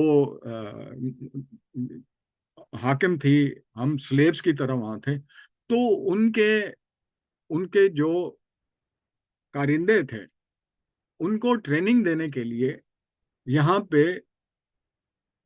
बहुत सारे इंस्टीट्यूशन जिसमें अपर क्लास को ट्रेन किया जाता था, और वो रेप्लिका था वो रूलिंग क्लास का। अब वो जो, मैं नाम लेके नहीं बताता लेकिन फिर भी कह देता हूँ, लॉरेंस कॉलेज हो गया या एचिसन कॉलेज हो गया, या ये, इसमें वो अपने कारिंदों को ट्रेनिंग देते थे कि वो प्रजा पर और यहाँ की आवाम पे किस तरह रूल करेंगे वो। अच्छा, इसको रिप्रेजेंट उस मालिक ने, या जो वो है, उसने उन जानवरों को सिधाने के लिए वो लैंग्वेज सिखाई, जिसको, यानी कि जो एनिमल रिप्रेजेंट कर रहा है स्लेव को, गुलाम को, उन गुलामों को वो जबान सिखाई जा रही है जो जिसमें तहजीब नहीं है, अखलाकियात नहीं है, नॉलेज नहीं है, वो कुछ नहीं है, और वही चीज़ें, और उसकी जो वो सब कुछ छीन के उनको इस तरह का सबक और इस तरह की हिस्ट्री पढ़ाई जा रही है, जो एक रेप्लिका, एक डिफरेंशिएट, एक दो, जो एक रूलिंग क्लास है, एक अवाम है, और वो रूलिंग क्लास उसको ट्रीट करी है बिल्कुल इसी तरह जैसे जानवरों से करती है, और जैसे जानवरों को जो सिखाया जाता है वो उसी तरह सीख के वो उनकी गुलामी और वो करने के लिए वो करते हैं। लेकिन उसका जो इख्तिताम जो है, वो उसकी जो रूह है टॉम जेफरसन की, वो आज़ाद हुई है,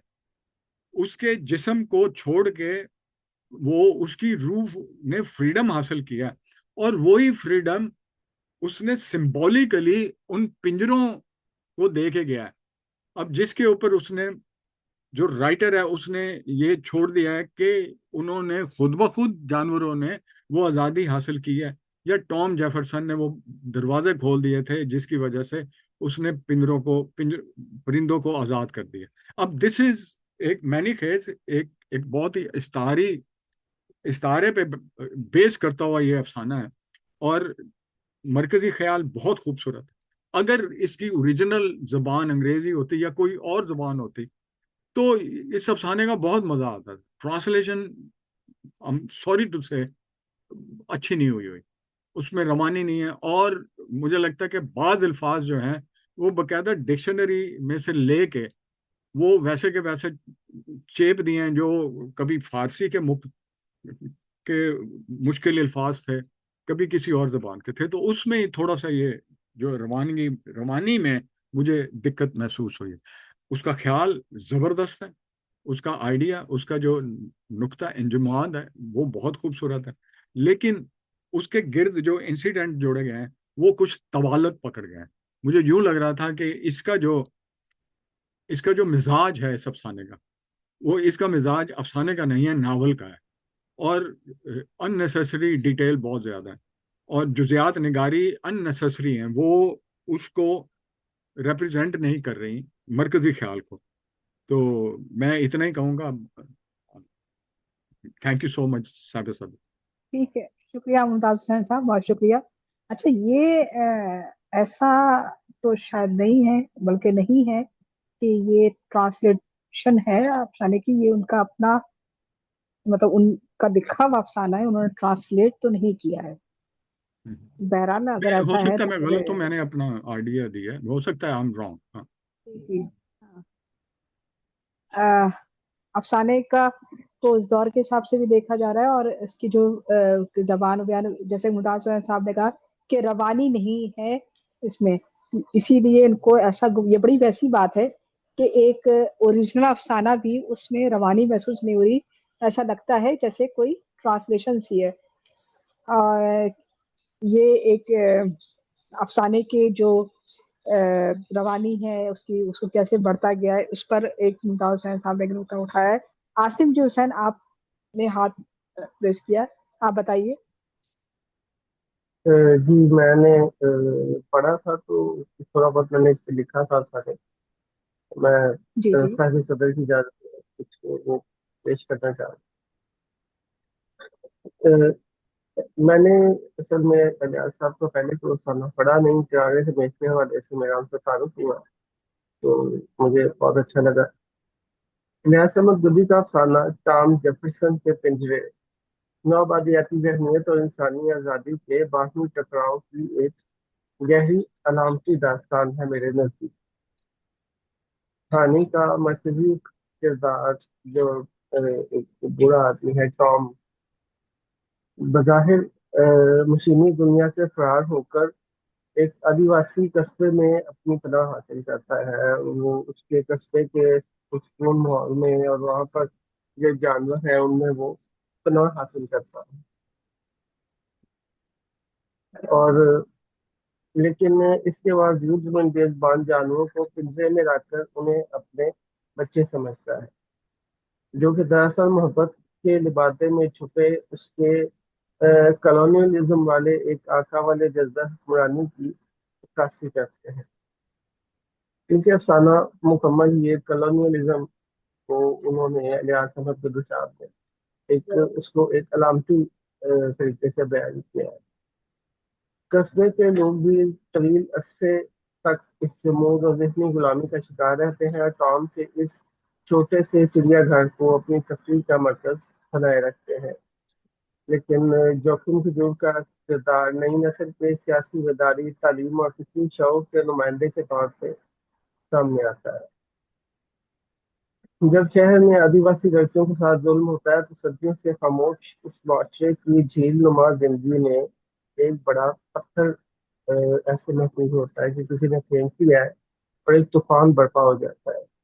लोग अपने हकूक और झारखंड राज के लिए उठ खड़े होते हैं, जिससे टॉम के हाथे की रौनक इसका वो भरम जो कि एक तवील अरसे से कायम था और जिसके लिए उसने इस मुआशरे में आके पनाह ली और उसने अपने जो थे, जो भी वो परिंदे वगैरह पालता है, वो उसका वो सारा भरम जो है वो वहाँ आके टूट जाता है, खत्म हो जाता है। और फिर वो यहाँ से पता चलता है कि यहाँ पर लेकिन इसके बावजूद अब जोखिम भरी बाकी से काम को ये ऐलान दिखाता है कि तहफ़्फ़ुज़ के निज़ाम میں تحفظ کے نام پہ کسی کو قید رکھنا دراصل غلامی کی ہی ایک شکل ہے۔ اب یہاں پر پھر وہ الیاس احمد بدی صاحب جو ہے وہ علامات کا ہی استعمال کر رہے ہیں، تو انہوں نے نام تو وہ پرندوں کا لے رہے ہیں، لیکن در حقیقت جیسا کہ کلونیلزم میں ہر کوئی اور وہ صرف ہم کلونیلزم کو مورد الزام ٹھہراتے ہیں اب تک دنیا میں کسی نہ کسی رنگ سے۔ اب کلونیلزم جو ہے وہ ملکوں کو مقروض رکھ کے انہیں قرضے دے کے تو انہیں اپنے زیر دست کیا جاتا ہے، اور ان کے عوام کو ہم لوگ ایک طرح سے ان کے قرضوں کے بار کے نیچے آ کے ان کی غلامی میں ہی رہ رہے ہیں۔ اب ایک ڈاکومنٹڈ کلونیلزم ختم ہو چکا ہے، اور ایک معاشی کلونیلزم نے پوری دنیا میں اور ہم سب پہ بھی، میں یہ سمجھتا ہوں ہم جیسے جتنے بھی کہے جاتا ہے کہ ترقی پذیر ممالک جو ہیں ان کے عوام جو ہے وہ اسی ہی کلونیلزم کا شکار ہیں، اور اسی طرح ہر شخص جس بھی مقام پہ ہے وہ اسی طرح قرضوں کی صورت میں وہ اپنے اپنے پنجروں میں بند اسے کر دیا گیا ہے، اور اس میں مختلف ٹیکسوں کی صورت میں یا کسی بھی صورت میں اس کی پیسز کی صورت میں کسی نہ کسی صورت میں اس کو اس کے پنجرے میں اس کی غلامی کے ایک دائرے میں ہی وہ مقید ہے۔ لیکن افسانے میں انہوں نے جیسا کہ دکھایا ہے کہ انسانوں میں اپنی پہچان کا شعور جاگتا ہے تو وہ دوسروں کے لیے تماشا بننے سے انکار کر دیتے ہیں۔ افسانے کا انجام نہایت پرکشش وغیرہ ہے جہاں ٹام کی موت کے بعد پنجرے کھلے ملتے ہیں۔ جیسا کہ ممتاز بھائی کہہ رہے تھے تو وہ غالباً کیونکہ کچھ نام اس قسم کے انہوں نے استعمال کیے ہیں افسانے میں، اور اس کی روانی میں تھوڑا سا مجھے بھی محسوس ہوا ہے کہ اس کی روانی میں کسی جگہ رکاوٹ آ جاتی ہے، اور یہ ایسی رکاوٹ عام طور پہ انگلش سے اردو کے جو ترجمے ہوتے ہیں ان میں اس قسم کی رکاوٹ ہوتی ہے، ناولز میں بھی اور افسانوں میں بھی۔ لیکن جیسا کہ انجلا بتا رہی ہوں کہ یہ ان کی اپنی تخلیق ہے، تو اس کا اسٹائل کچھ ایسا ہے کہ وہ تھوڑا سا ترجمہ نما محسوس ہوتا ہے، لیکن یقیناً وہ ان کی اپنی ہی تخلیق ہوگی۔ جہاں ٹام کی موت کے بعد پنجرے کھلے ملتے ہیں اور تمام جانور غائب ہیں۔ اب اس جگہ پہ جہاں پر سب جانور غائب ہیں یہاں پر مصنف نے میں یہ سمجھتا ہوں کہ اس جگہ پہ آ کے افسانہ ختم نہیں ہوتا، اس جگہ پہ افسانے کی جیسے کہ ہر اچھی تخلیق ایک اچھے قاری کا تقاضا کرتی ہے، وہ شاعری ہو، ناول ہو، افسانہ ہو، کوئی بھی اچھی تخلیق اپنے قاری سے یہ تقاضا کرتی ہے کہ اب میں یہاں تک آ گئی ہوں، اب آگے سے تم مجھے سمجھو، تم جانو کہ اب آگے کیا ہوا۔ اور پھر اس کے بعد ہر قاری اپنی فہم و فراست کے مطابق یا اپنے علم کے مطابق، اور میں ذاتی طور پہ اگر عاصم کی بات کروں تو میں سمجھتا ہوں کہ اپنے حالات کے مطابق بھی اس ناول کو، افسانے کو، فلم کو، جس بھی میڈیم میں آپ تک وہ تحریر پہنچتی ہے اس میں وہ اپنی توجہ بیان کر کے یا اپنی توجیحات کے مطابق یا اپنے حالات کے مطابق اس کو سمجھتا ہے، اور وہاں سے وہ بات آگے چلتی ہے۔ اب یہاں پر افسانے کے اختتام پہ وہ پنجرے جو ہیں وہ کھلے ہیں۔ اب میرے خیال میں تخلیق کار نے یہ ہم لوگوں پہ یہ اس یاتری میں ہم سب جو موجود ہیں یا یہ شانہ جنہوں نے پہلے پڑھا یا آئندہ جب بھی پڑھیں گے، یہ انہوں نے الیاس صاحب نے یہ ہم سب پہ یہ چیز چھوڑ دی ہے کہ اب آپ لوگ سوچیں کہ اس کا یہ جو افسانہ ہے اس کا انجام یہ کیا ہوا، وہ پرندے کہاں گئے، وہ دروازہ کیا آیا کہ ٹام نے مرنے سے پہلے خود انہیں رہا کر دیا جب اسے اب یہ اندازہ ہوا کہ اب میری گرفت ختم ہو چکی ہے، میرا جو ہے میرا وقت قریب ہے، تو اس نے خود وہ دروازہ کھول دیا، یا بغاوت کے ذریعے ان پرندوں نے خود اپنے آپ کو آزاد کروا لیا ہے۔ تو یہاں میں یہ سمجھتا ہوں کہ یہ اس افسانے کو یہاں آ کے اب ہمیں خود اس کا انجام اس محفل میں جو ہے بات ہوئی ہے ان سب کو، ہم سب کو اگر ہم اس کو 10-12 انجام اس کے سوچتے ہیں تو ممکن ہے کہ وہ سبھی درست ہوں، کیونکہ یہ اسے जैसे फिल्म के पास सब तरह ज़ाहिर है, वो तो उस्ताद हैं इस चीज़ पे। ओपन एंडेड मूवीज होती हैं इंग्लिश में भी, और पूरी दुनिया में जो स्पेनिश मूवीज में भी है, इनमें एक टर्म यूज होती है ओपन एंडेड मूवीज। उसमें भी यही होता है कि उसका अंजाम वाज़ेह बताया नहीं जाता। वो क्या, वो उसका अंजाम आपने आप अपने देख नाज़े पे छोड़ दिया जाता है। तो मेरे ख्याल में इसका भी जो अंजाम है इस अफसाने का, वो हम लोगों पे छोड़ दिया गया है कि हम इसे समझने की कोशिश करें, और हम में खुद बताएं कि आया कि वो टॉम ने खुद वो पिंजरे खोल दिए, या उन बगावत के जरिए परिंदों ने रिहाई अख्तियार कर ली, या कोई एक तीसरा भी इसमें कोई किरदार है, तीसरा भी कोई रुख है जो कि छुपा हुआ है, अलामती है, इश्तिहाराती है। बहुत शुक्रिया जी, आपने मुझे इतना मौका दिया। मैं शुक्रगुजार हूँ आपका। बहुत अच्छी गुफ्तगू, बहुत अच्छी, बहुत अहम गुफ्तगू। कि इसमें ये बात भी है कि आज जो खिताब है वो आगे अब ये खुद पढ़ने वाला तय करे कि क्या हो सकता है, क्या बात हो सकती है। और ये कारी पे छोड़ दिया गया है कि परिंदे क्यों खुद क्यों गए, या इनको किया गया है, क्या सूरत हाल हो सकती है। जी मरियम, मरियम इरफान।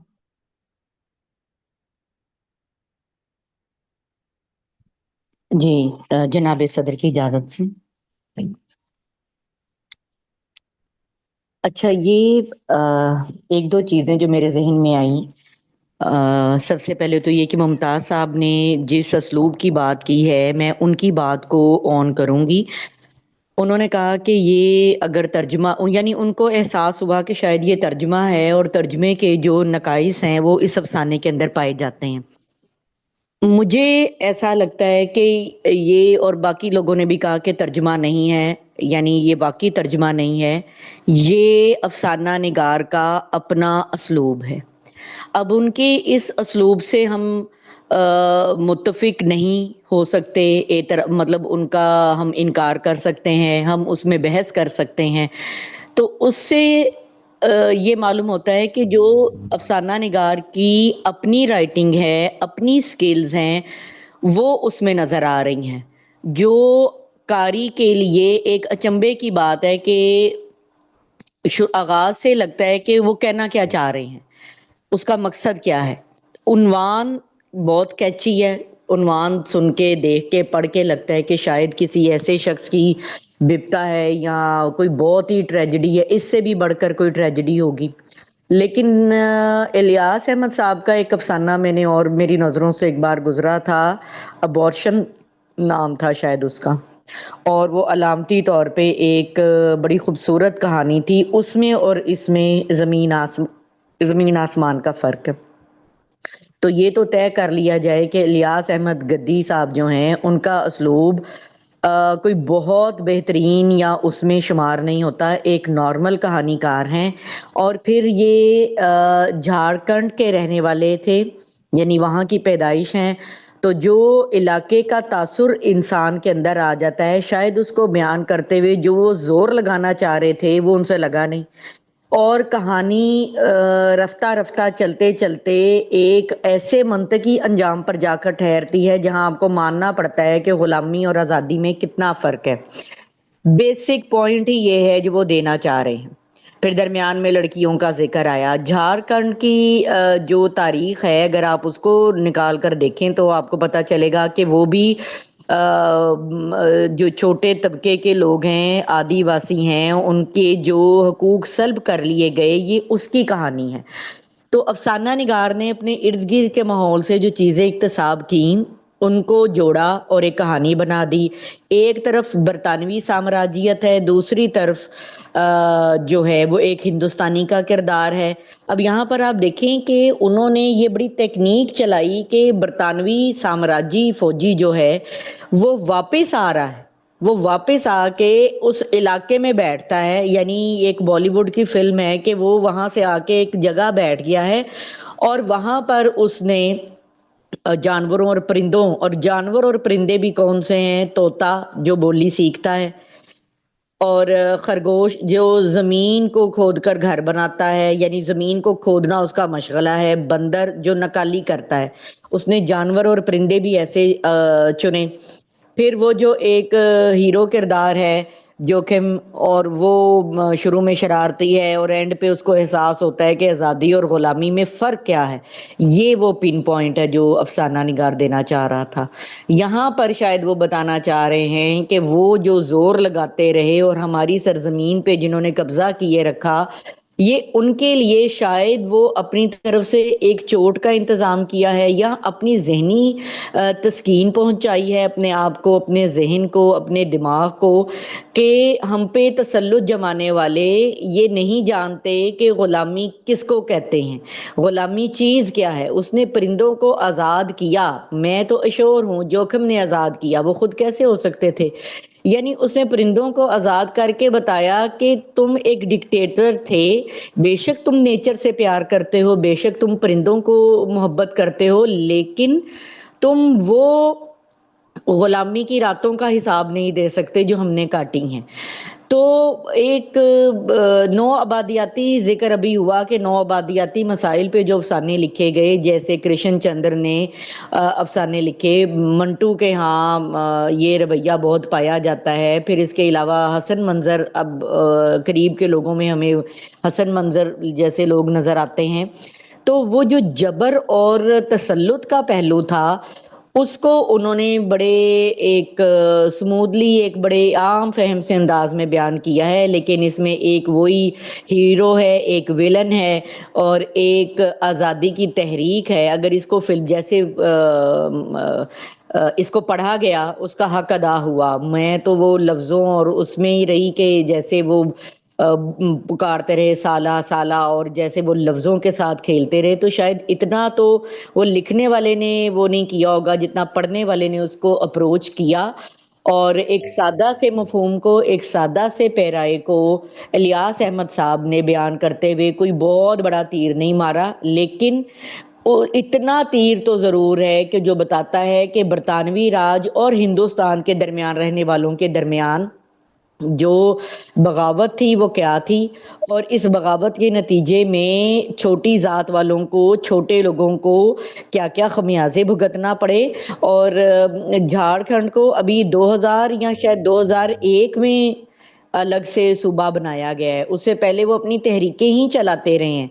तो ये वो तहरीक है जो शायद अंग्रेज़ों से भी पहले थी, अंग्रेज़ों के बाद शुरू हुई, जो सियासी भी बनी, मुआशी भी बनी, समाजी भी बनी, मजहबी भी बनी।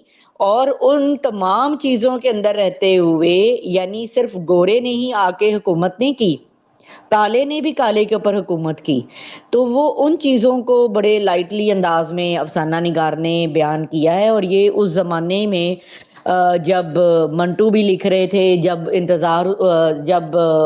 गुलाम अब्बास बाद में लिखने वाले जो हैं वो आए, तो उनके साथ मैं वैसे कंपैरिजन नहीं कर रही, लेकिन बस मुझे ऐसे लगता है कि जैसे एक कहानी जो सतह आप पर होती है, एक नीचे होती है। तो ये सतह आप पर आने की बजाय नीचे मुझे इसलिए नजर आई कि हमने अंग्रेज को डिक्टेटर था, हमने दिखाना भी था, वो दिखा भी दिया। और गुलामी और आज़ादी के दरमियान जो परिंदों का फ़र्क है, उसको अलामतों के ज़रिए नौबादियाती मसाइल का एक चटखारा या तड़का लगाकर उसको हमने रिन्यू किया है। तो बहरहाल ये तर्जमा तो नहीं है, लेकिन राइटर का अपना उसलूब आम है, तो इसलिए वो कहानी भी एक आम सतह पर तैरती हुई या आम सतह से भी नीचे रहते हुए नजर आती है। बहुत शुक्रिया। बहुत बहुत खूब, शुक्रिया बहुत मरियम अच्छा इरफान, कुछ। बहुत बहुत शुक्रिया। बड़ा वैसा तजज़िया किया। मरियम के मुताबिक इलियास अहमद गद्दी का कोई कोई मतलब ये गलत तरह का अफसाना है। वो अच्छा अफसाना भी लिख सकते, बहुत अच्छा अफसाना भी लिख सकते थे, बहुत अच्छा अफसाना नहीं भी लिख सकते थे। गोया उसलूब नहीं बन पाया राइटर का। ठीक, आगे आते हैं। और कोई दोस्त गुफ्तगू करे? राशिद जावेद साहब। जी, बहुत शुक्रिया। अब मरियम इरफान साहिबा और मुमताज़ साहब की तफसीली गुफ्तगू और आसिम हुसैन, इनकी भी गुफ्तगू के बाद कोई गुंजाइश तो नहीं है। लेकिन جناب صدر، جتنی یہ بظاہر ایک سادہ سی کہانی لگتی ہے، یہ اس میں تہ در تہ جو ہے نا وہ استعارات کی ایک معنویت جو ہے نا وہ اس میں ملتی ہے ہمیں۔ مرکزی موضوع جو ہے وہ اگرچہ کلونین مائنڈ سیٹ ہی ہے، اور اس مائنڈ سیٹ میں میری اولاد، میری رعایا قسم کے القابات جو ہیں وہ بہت استعمال ہوتے ہیں، بلکہ ہم اب بھی استعمال کرتے ہیں۔ پھر میں سمجھتا ہوں کہ طوطے، بندر، خرگوش کو میرے بچے کہنا جو ہے وہ پدرانہ سرپرستی بھی ظاہر ہوتی ہے۔ پنجرا بذات خود بڑا خوبصورت استعارہ بنتا ہے، اور محبت اور مہربانی جب ملکیت اور کنٹرول کے جذبے سے جڑ جائیں تو وہ بھی ایک نرم قسم کی غلامی بن جاتی ہے۔ کردار انہوں نے بڑی مہارت سے تخلیق کیے ہیں۔ آزادی خود بخود آتی ہے یا چھینی جاتی ہے، یہ اس افسانے کے اندر یہ سوال جو ہے یہ قاری پر چھوڑ دیا گیا ہے۔ سوال تو یہ ہے کہ آج کے دور میں ہم اس افسانے پر بات کیوں کر رہے ہیں؟ تو میرے خیال میں یہ افسانہ اپنی علامتی ساخت اور کرداروں کی گہرائی کی بدولت وقت کی حدود سے میں قید نہیں ہے، بلکہ یہ ایک عالمگیر سوال اٹھاتا ہے: غلامی اور آزادی کے درمیان کی باریک لکیر جو ہے وہ کہاں کھینچی ہوئی ہے؟ اور یہ کہ محبت بھی کبھی کبھی ایک پنجرا بن جاتی ہے۔ اور میں نہیں سمجھتا، بلکہ مجھے یقین ہے کہ یہ ترجمہ نہیں ہے، اوریجنل ہی لکھا گیا ہے۔ اور یہ جس طرح سے ڈاکٹر مریم عرفان کہہ رہی تھیں، یہ اسلوب ہی کی بات ہے۔ اور بہت سی داد ممتاز صاحب کے لیے، اتنی خوبصورت بڑھنت کے لیے۔ گدی موجود ہوتے خود تو بہت خوش ہوتے۔ بہت شکریہ۔ بہت بہت شکریہ راشد صاحب۔ اس افسانے پر دو طرح کی بات ہوئی ہے، دو نکات ایسے کہ ایک تو یہ اس افسانے کا جو ایک کہنا چاہیے خامی سی نظر آئی لوگ ہمارے درجہ نگاروں کو، کہ اس کی روا بیانی میں ایسی کمزوری ہے کہ معلوم ہوتا ہے کہ جیسے کوئی ترجمہ ہے، اوریجنل افسانہ نہیں ہے۔ دوسری جو مریم نے نقطہ اٹھایا وہ یہ کہ ریاض احمد گدی افسانے کے حوالے سے اہم نام ہے، اس میں تو کوئی دو رائے نہیں ہے، لیکن الیاس احمد گدی کا کوئی اسلوب نہیں ہے، وہ صاحب اسلوب افسانہ نگار نہیں ہو سکے۔ یہ نقطہ اٹھایا مریم نے۔ اس افسانے پہ بڑی اچھی گفتگو ہمارے دوستوں نے کی ہے۔ میں ڈاکٹر اورنگزیب نیازی سے ضرور یہ گائیڈنس چاہوں گی کہ کیا ہماری کم علمی کہ کیا یہ افسانہ جو ہے الیاس احمد گدی کا، کیا یہ ترجمہ ہے؟ بعض دفعہ ایسا بھی ہوا ہے لکھنے والوں نے چھپا دیا اس بات کو کہ وہ ترجمہ کر بلکہ اپنا نام ہو، تو کیا واقعی ایسا ہے؟ تو ڈاکٹر صاحب، آپ نے ہمارے بڑی اچھی گفتگو ہوئی اس افسانے کے حوالے سے، آپ نے تجزیے سنے۔ جی بہت میں شکریہ آپ سے انجلا۔ چاہوں ایک گی کہ آپ اس تو افسانے پہ گفتگو کریں اور تجزیہ نگاروں نے جو اس پر بات کی اس پہ بات کریں۔ جی ڈاکٹر صاحب۔ جی جی بہت شکریہ انجلا۔ ایک تو الیاس احمد، آپ نے شروع میں بالکل درست کہا کہ الیاس احمد گدی کو ہمارے ہاں اس طرح سے ڈسکس نہیں کیا گیا جس طرح سے کیا جانا چاہیے تھا، اور جب ہم الیاس احمد گدی سے لا محالہ ہمارا ذہن جو ہے وہ ان کے بھائی غیاث احمد گدی کی طرف بھی منتقل ہوتا ہے، اور بعض جگہوں پہ کچھ لوگ ان کو آپس میں تھوڑا سا مکس بھی کر دیتے ہیں ان کی تحریروں کو بھی۔ اور غیاث احمد گدی صاحب کو جو ہے انہیں ایک بہت زیادہ نہیں لیکن مناسب حد تک اردو تنقید کے اندر جگہ ملی ہے، اور ان کو ڈسکس کیا گیا ہے اردو تنقید میں، لیکن الیاس احمد گدی کو کم کیا گیا ہے۔ اب آپ نے اس کے ایک تو یہ بات ہوئی کہ یہ ترجمہ ہے، اور آپ نے اس حوالے سے پوچھا، میرے خیال ہے یہ اشتباہ جو ہے وہ افسانے کے عنوان کی وجہ سے پیدا ہو رہا ہے، ٹام جیفرسن کے پنجرے۔ ایک اس کی وجہ یہ ہو سکتی ہے، اور اسی سے پہلا شائبہ ہمیں یہ ہوتا ہے کہ شاید ٹام جیفرسن چونکہ مقامی نام نہیں ہے، اور اگرچہ افسانہ پڑھنے کے بعد ہم پہ یہ چیز کھل جاتی ہے کہ وہ آیا ہی باہر سے ہے تو اس کا نام ٹام جیفرسن نہیں ہونا تھا۔ تو ایک پہلے تو یہ اشتباہ ایک اس وجہ سے جو ہے وہ پیدا ہوتا ہے کہ شاید ٹام جیفرسن کے پنجرے جو ہے، اگر افسانہ یہ ہے تو شاید کسی انگریزی افسانے کا یہ ترجمہ ہے یا کسی اور دوسری زبان کے افسانے سے ترجمہ کیا گیا ہو، تو ایسا نہیں ہے۔ ایک تو یہ ترجمہ نہیں ہے، ان کا اپنی توضاحات تخلیق ہے۔ اب دوسری بات اسلوب کے حوالے سے کی گئی، تو اسلوب یا صاحب اسلوب ہونا یا تحریر کے اندر روانی ہونا، میرے خیال میں ہر فکشن نگار کی زبان الگ ہو سکتی ہے، اس کا کوئی مخصوص کسی اسلوب کی پابندی یا ایک اسلوب پہ یا ایک طرح کے موضوعات پہ یا ایک طرح کی زبان پہ اس کا قائم رہنا، وہ کسی فکشن نگار کی خوبی نہیں ہے، خامی ہوتی ہے کہ وہ کسی بھی موضوع کو کسی بھی لوکیل کے اندر کہانی تخلیق کر رہا ہے، کسی بھی طرح کا موضوع لے رہا ہے، کسی زمانے کی کسی ایک خاص پیریڈ آف ٹائم کو لے رہا ہے، اور اس کے لیے بھی وہ ایک ہی طرح سے اگر زبان استعمال کرے گا تو یہ اس کی خامی ہوگی، یہ اس کی خوبی نہیں ہوگی۔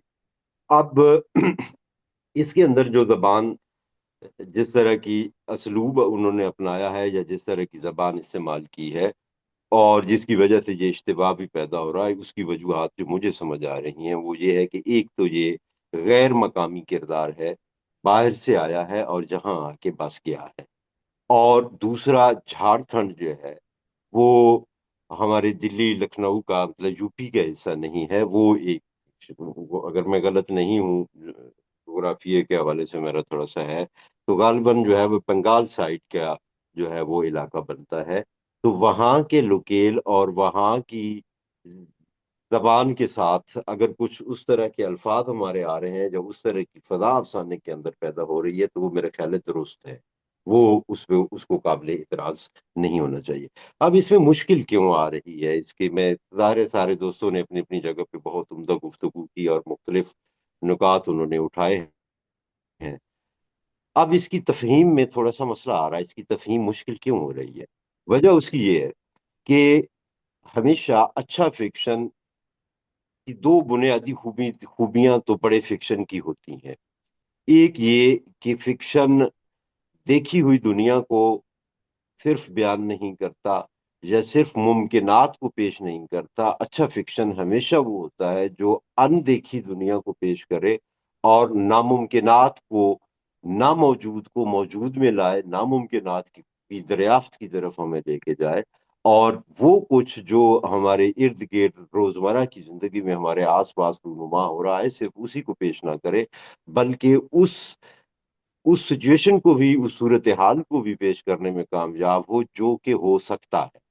تو ایک تو یہ، اور دوسرا یہ کہ ہر اچھے فکشن کے اندر، جس کی وجہ سے جہاں اس افسانے کی تفہیم میں کچھ مشکلات آئی ہیں، اس کی وجہ یہ ہے میرے خیال میں کہ ہر اچھے فکشن کے اندر ایک سے زائد آوازیں ہوتی ہیں، ایک آواز نہیں ہوتی، ایک سے زائد آوازیں ہوتی ہیں، اور اس افسانے میں ایک دو نہیں کئی آوازیں ہیں، اور ہر آواز اپنی جگہ پہ بہت زیادہ نمایاں ہے، اور یہ کچھ اس طرح سے ایک دوسرے میں پیوست ہے، آپ کہہ رہے ہیں ایک دوسرے میں کندھی ہوئی ہیں، انٹروون ہے، کہ ان میں سے ہر آواز اپنی جگہ پہ ایک الگ آواز بھی ہے لیکن دوسری آواز سے جدا بھی نہیں ہے، اور نہ ہی یہ آوازیں ایک دوسرے کو اوور لیپ کر رہی ہیں۔ تو آپ دیکھیں، پہلی جہاں سے افسانے کا آغاز ہوتا ہے، جو پہلی آواز اس میں آتی ہے وہ ہے کامل تہذیب کی آواز۔ کامل تہذیب کیا ہوتی ہے؟ ایک ایسی تہذیب جس کے اندر زمین پہ بسنے والی تمام مخلوقات، جانور، پرندے، پودے، درخت، انسان، سب برابر کے شہری ہوں، کسی ایک کو دوسرے پر کوئی برتری حاصل نہ ہو، اور کوئی ایک کو کسی ایک کے پاس یہ حق نہ ہو کہ وہ دوسرے کے حقوق کا استحصال کر سکے، اور وہ ایک دوسرے کی زبان کو سمجھتے ہوں، ایک دوسرے کی آواز کو سمجھتے ہیں۔ اب جو دیکھ رہے ہیں یہاں پہ طوطا بھی بول رہا ہے انسانی آواز، اور بندر بھی بول رہا ہے وہی، اور وہ ایک دوسرے کی آواز کو نہ صرف سمجھ رہے ہیں بلکہ اس کا احترام بھی کر رہے ہیں۔ اور جہاں ٹام جیفرسن کے پاس جو پرندے ہیں، ان میں پرندے ہیں، طوطا ہے، بندر ہیں، خرگوش ہیں، اور پھر اس علاقے کے بچے جو ہیں وہ ان کے ساتھ کھیلنے کے لیے آتے ہیں، اس علاقے کے مرد آتے ہیں، عورتیں آ کے وہاں پر بیٹھتی ہیں ان سے اور ان سے فیملیئر ہیں، تو گویا پورا ایک کامل تہذیب ہے، یہ سارے کے سارے ایک فیملی ہے جس کے اندر صرف انسان نہیں ہے بلکہ جانور بھی ہیں اور پرندے بھی ہیں اور دوسری چیزیں بھی اس کے اندر شامل ہیں۔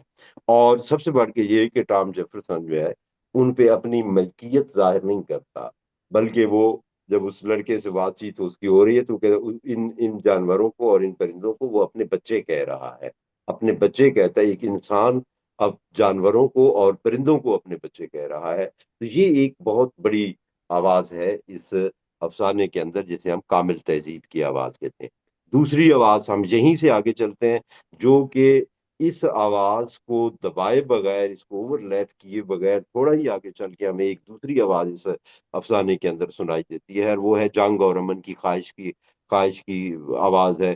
وہ کردار ٹام جیفرسن جو ہے وہ جنگ کی ہولناکیوں کو دیکھ کر، جنگ کی تمام تر صعوبتوں کو سہنے کے بعد اور امن کی خواہش میں ہجرت کر کے یہاں اس علاقے کو منتخب کرتا ہے اور یہاں پہ اپنی بقیہ زندگی اس لوکیل کے اندر اپنی گزارتا ہے، اور جہاں محبت اور امن ہے، جہاں جنگ کا افریط نہیں ہے، اور یہ کہنا بھی بجا نہیں ہوگا کہ وہ جنگ سے بھاگ کر اور فتح کی خواہش کو ترک کر کے جہاں پہ آتا ہے، حالانکہ وہ جہاں سے آیا ہے وہاں شاید اسے اس کی نسبت زیادہ بہتر زندگی کے اس کے لیے امکانات ہیں، لیکن وہ ان کو چھوڑتا ہے اور پھر یہاں آتا ہے۔ اسی طرح سے اب ہم آگے چلتے ہیں۔ اب آگے چل کے ہمیں نظر آتا ہے ایک اور آواز ہمیں سنائی دیتی ہے، وہ جدید مشینی تہذیب اور خالص فطرت کی آویزش کی تعبیر۔ یہیں پہ ایک پیراگراف ہے، افسانہ میرے سامنے نہیں ہے، لیکن جہاں پہ وہ جنگل کی تعریف میں، جہاں کی سحر جو طاری کر دیتی ہے، جہاں کا لینڈسکیپ جو اس کے اوپر سحر طاری کر دیتا ہے، یہ خالص فطرت کا بیانیہ ہے۔ اور دوسری طرف جب اسے بار بار پوچھا جاتا ہے کہ وہ چھوڑ کے کیوں آیا ہے، تو وہ کہتا ہے کہ میں روبوٹوں کے ساتھ نہیں رہ سکتا، وہاں پہ انسان جو ہے، انسانوں کو روبوٹ کہہ رہا ہے نا، انسان وہاں پہ روبوٹ بن چکے ہیں، ہر چیز جو ہے وہ مشینوں میں ڈل چکی ہے۔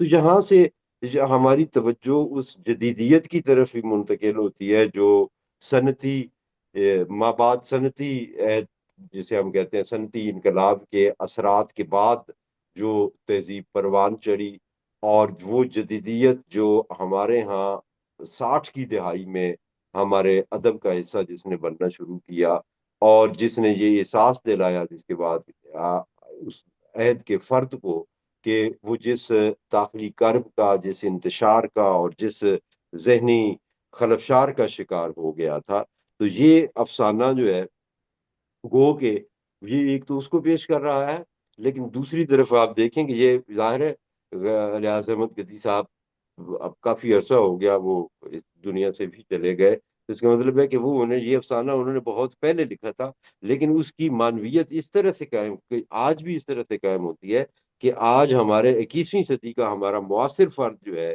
وہ مشینی زندگی اور اب اس اپنی لاجانیت سے اکتا کر فطرت کے خالص پن کی طرف آج کا انسان، یہ 21ویں صدی کے 2 دہائیاں گزر جانے کے بعد جو آج ہم فیس کر رہے ہیں جس طرح کے مسائل کو اور اکتا رہا ہے جس طرح کا انسان، تو وہ بھی اسی طرح سے اس مشینی زندگی کو چھوڑ کر جنگل کی زندگی کی طرف، یعنی خالص فطرت کی طرف جو ہے وہ آتا ہے۔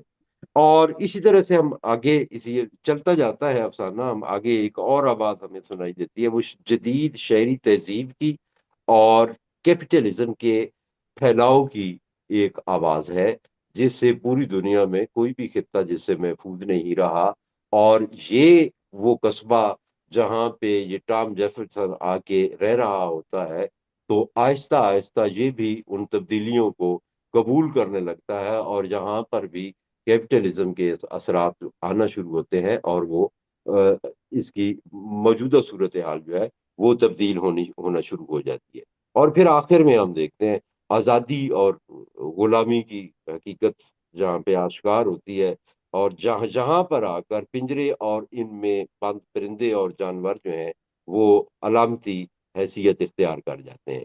تو افسانے کا یہ جو آخری حصہ ہے، یہ جدید جمہوری معاشروں پر اور جسے سرمایہ دارانہ جمہوریت پر اور طرز حکمرانی پر ایک بہت سخت طنز اور ایک سٹائر کی حیثیت بھی رکھتا ہے، اور جہاں سے افسانے کی معنویت، معنی اور معنویت میں فرق کر رہا ہوں، جہاں پہ معنویت ایک اور طرح سے پھر نمایاں ہو جاتی ہے اور زیادہ بڑھ جاتی ہے، اور یہ افسانہ اپنے زمانہ تخلیق سے نکل کر ہمارے آج تک پہنچ جاتا ہے، ہمارے آج تک پھیل جاتا ہے، اور جہاں عالمگیریت کے اثرات، جہاں کیپٹلزم کی حقیقت کو یہ منکشف کرتا ہے کہ کس طرح انسانوں کو اشیاء کے ذریعے سے ترقی کے نام پر اور سہولیات کے نام پر پنجروں کے اندر، سونے کے پنجرے ارد گرد ہمارے جو کچھ ہے، یہ ظاہر ہے ہمارے لیے ایک طرح کی پنجرے ہی ہیں جنہوں نے اس آزادی کو، ہماری اصل آزادی کو، ہماری کو سلب کر رکھا ہوتا ہے، تو یہ اس کی نمائندگی بھی یہاں پہ افسانہ کر رہا ہوتا ہے۔ ایک میں آخری پوائنٹ کے طور پر اس افسانے کی سر نے بات کی تھی، بہت راشد صاحب نے ایک اچھا پوائنٹ اٹھایا تھا اس افسانے کی زبان کے حوالے سے، جہاں سے ہمیں نیر مسعود کا افسانہ طاؤس چمن کی مینا آپ یاد کریں، تو اس میں بھی وہ ایک عام آدمی ایک اشرافیہ کے باغ کے اندر ایک اشرافیہ کے طوطے کو ایک اپنی زبان، اس کی جو جگار اس کو لے کے جاتا ہے، تو وہ ایک لفظ جو ہے وہ عوامی زبان کا بھی، عام لوگوں کی زبان کا بھی سیکھ جاتا ہے۔ تو یہاں افسانے کے آغاز میں بھی ہمیں کچھ گالیاں نظر آتی ہیں، اور پھر وہی جو ہے وہ افسانے کے اختتام پر بھی ہوتا ہے۔ تو گالی کیا ہے؟ ہماری سماجی اخلاقیات کے حوالے سے شاید گالی وہ نہیں ہے، لیکن گالی بے بسی کا اظہار بھی ہے، اور شاید جہاں پہ بے بسی اس حد تک ہو کہ ایک عام آدمی، حاشیے پہ دھکیلا گیا انسان، جب مقتدر اشرافیہ کے خلاف کوئی مزاحمت نہیں کر سکتا، تو اپنے کتھارسس کے لیے یا اپنے غصے کے اظہار کے لیے یا مزاحمت کے طور پر جو ہے اس کے منہ سے ایک گالی بھی نکلتی ہے۔ تو وہ یہ جو حرامی کا لفظ بار بار جو ہے وہ آیا ہے، یہ گالی بار بار آتی ہے، تو یہ ایک طرح سے وہ احتجاج بھی تھا، اور وہ ساری چیزیں جس کا کولونیلزم کا بھی ذکر ہوا، انگریزی نوآبادیات اور جدید تہذیب، اور بیچ میں یہ جو طرز حکمرانی ہے اور کس طرح سے قصبے کے لوگوں کو جو ہے وہ سیاست میں دھکیل دیا جاتا ہے، تو یہ ان ساری چیزوں کے خلاف جو کہ طاقتوروں کا بیانیہ ہے، مقتدر اشرافیہ کا بیانیہ ہے، اس کے خلاف وہ گالی جو ہے وہ ایک طرح کی مزاحمت بھی ہوتی ہے۔ یہ میرے خیال میں تو یہ ایک بہت اچھا افسانہ تھا، جس میں انہوں نے بہت کچھ جو ہے، بہت ساری آوازوں کو اس ایک افسانے کے اندر نمایاں کیا ہے۔ بہت شکریہ۔ بہت بہت بہت شکریہ ڈاکٹر صاحب، بہت ہی مکمل، ہر لحاظ سے، ہر طرح سے آپ نے اس افسانے کو دیکھا، اور واقعی آج ہم، یہ الیاس احمد گدی کا ایک دور تھا لیکن آج ہم اس افسانے کو اس طرح سے ریلیٹ کر سکتے ہیں کہ واقعی جس طرح نیچر تباہ ہو رہی ہے، جس طرح سے مشینوں نے نیچر کو تباہ کر دیا ہے، اور آج ہم اسی عذاب سے گزر رہے ہیں کہ کس طرح سے جو گلوبلائزیشن کا مسئلہ ہے کہ ہم جس تیزی سے موسم یا پھر تبدیلی ہو رہی ہے، اور فطرت کی تباہ کاری ہو رہی ہے، جنگل کاٹے جا رہے ہیں اس طرح، اور جس طرح سے پرندے جانور بھاگ رہے ہیں، ختم ہو رہے ہیں، اس طرح سے تو یہ افسانہ ایک لحاظ سے آج بھی ریلیٹ کیا جا سکتا ہے۔ ڈاکٹر صاحب نے ہمیں یہ بھی بتایا کہ کیوں ان کا اپنا افسانہ، اس کی ٹرانسلیشن نہیں تھی، لیکن کیوں ایسا لگا کہ یہ افسانہ جو ہے ٹرانسلیشن لگ رہا ہے۔ ڈاکٹر صاحب نے ہمیں یہی بتایا کہ یہ ایک الگ شیڈ کا افسانہ تھا، اور ان کے افسانے دوسرے شیڈ کے ہیں، تو یہ ایک خوبی ہے، اس کو خوبی سمجھنا چاہیے، نہ کہ اس کو خامی سمجھے کہ یہ ایک الگ شیڈ کا افسانہ تھا، اس کو ایک انہوں نے الگ طور پہ لکھا، اور یہ ایک افسانہ نگار کی خوبی ہو سکتی ہے۔ بہت بہت شکریہ ڈاکٹر صاحب نے ہمیں اس افسانے کے حوالے سے بہت تفصیلی گفتگو کی۔ آج ایسا رہا کہ انٹرنیٹ، پتہ نہیں کیا وجوہات ہے کہ جو بھی سلسلہ ہے کہ بہت سے لوگ ہمارے ساتھ کنیکٹ ہونا چاہ رہے تھے، لیکن کنیکٹ اب انٹرنیٹ کی خامی کی، وہ نیٹ ورک کے پرابلم کی وجہ سے نہیں ہو سکے۔ میں خود بہت بار ڈسکنیکٹ ہوئی ہوں۔ بہرحال लेकिन अफसाने पे एक तो नज्म पे गुफ्तगू हुई, माहिर जाहिदी की नज्म पे गुफ्तगू हुई, वो भी बहुत खूब हुई। और अफसाने पे तो बहुत उम्दा तौर पे मुमताज हुसैन साहब, आसिम जी हुसैन और राशिद जावेद साहब ने गुफ्तगू की। नजमा मंसूर साहबा ने भी डिस्कनेक्ट हो गई थी, इसलिए गुफ्तगू तो नहीं कर सकी, उन्होंने अपना तजिया भेजा है, मैं वो ग्रुप पे लगा दूंगी। तो इस तरह से अफसाने पे भी बड़ी भरपूर गुफ्तगू हुई। और खुद डॉक्टर औरंगजेब न्याजी ने इस अफसाने पे बहुत अच्छी गुफ्तगू की, मरियम इरफान ने बहुत अच्छी गुफ्तगू की। मैं अब आखिर में राशिद जावेद साहब से दरख्वास्त करूंगी कि वो नशिस्त के अख्ताम का ऐलान करें, आज की नशिस्त के अख्ताम का ऐलान करें। राशिद साहब। जी बहुत शुक्रिया इंदिरा जी।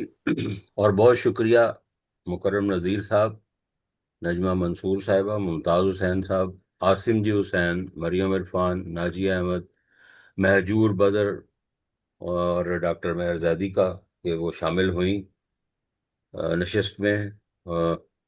दो खवातीन समीन बलोच और नाजिया निगारिश भी शमूलियत की कोशिश करती रही, लेकिन इंटरनेट जो है वो उनकी ताब नहीं ला सका। और इन तमाम दोस्तों का मैं इसलिए शुक्रिया अदा कर रहा हूँ कि इनकी नशिस्त में ही ये तफहीम अदब का सिलसिला जो है वो बन पाता है। और बहुत बहुत शुक्रिया जनाब औरंगजेब न्याजी साहब का कि उन्होंने अपनी मसरूफियात से वक्त निकाला और सदारत फरमाई और अफसाने की तफहीम का पूरा पूरा हक अदा कर दिया है। और बहुत ख़ास तौर शुक्रिया पर सर। खूबसूरत बात की उन्होंने कि हमारी आज़ादी जिसे हम कहते हैं कि हम आज़ाद हैं, हमारी आज़ादी आज भी पिंजरों में सलब है, मशीनी पिंजरों में भी। और अपने मुल्क देखें तो हमारा तो सब कुछ जो है वो हमारी अखलाकियात, हमारी तहजीब, हमारा सब कुछ वो IMF की तिजोरियों में बंद है। और फिर बहुत खूब। आपने इलियास और गयास का जो मुगालता है उसके बारे में भी बात की। मैं खुद इस अफसाने को गयास अहमद गद्दी का अफसाना समझ बैठा था, क्योंकि मैंने उनके अफसाने ज़्यादा पढ़े हैं, इनके कम। तो फिर एंजेला जी ने मेरी तस्दीक की। और शुक्रिया जनाब मुमताज़ हुसैन और नजमा मंसूर साहिबा का, जिन्होंने तख्लीकात की खूबसूरत बढ़ंत की। और एंजेला जी की नज़ामत और नाजिया जी का तकनीकी तावन जो है वो इस नशिस्त के इनकाद की हमेशा ज़मानत रही हैं। आज की इस लोग तो कम थे लेकिन नशिस्त भरपूर हुई है गुफ्तगू के हवाले से। तो आज की इस नशिस्त से अब अगली नशिस्त तक इजाज़त चाहेंगे। खुदा हाफिज और शब बखैर। खुदा हाफिज, खुदा शबा खैर। खुदा हाफिज।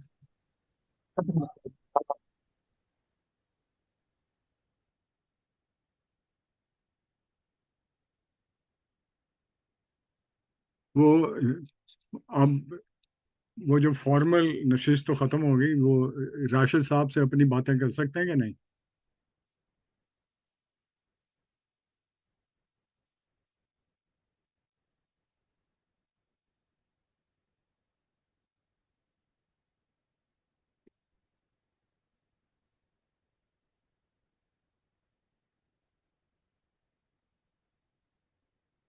मुझे लगता है नहीं,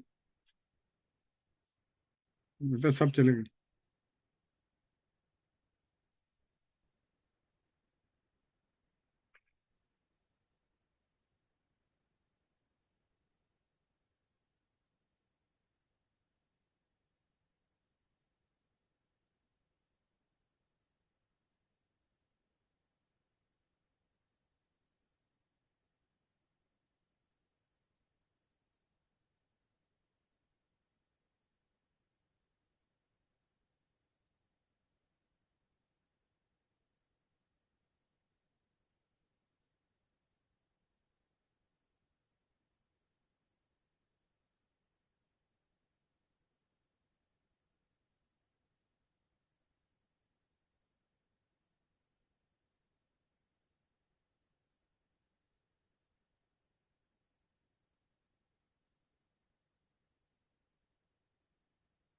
मुझे लगता है सब चले गए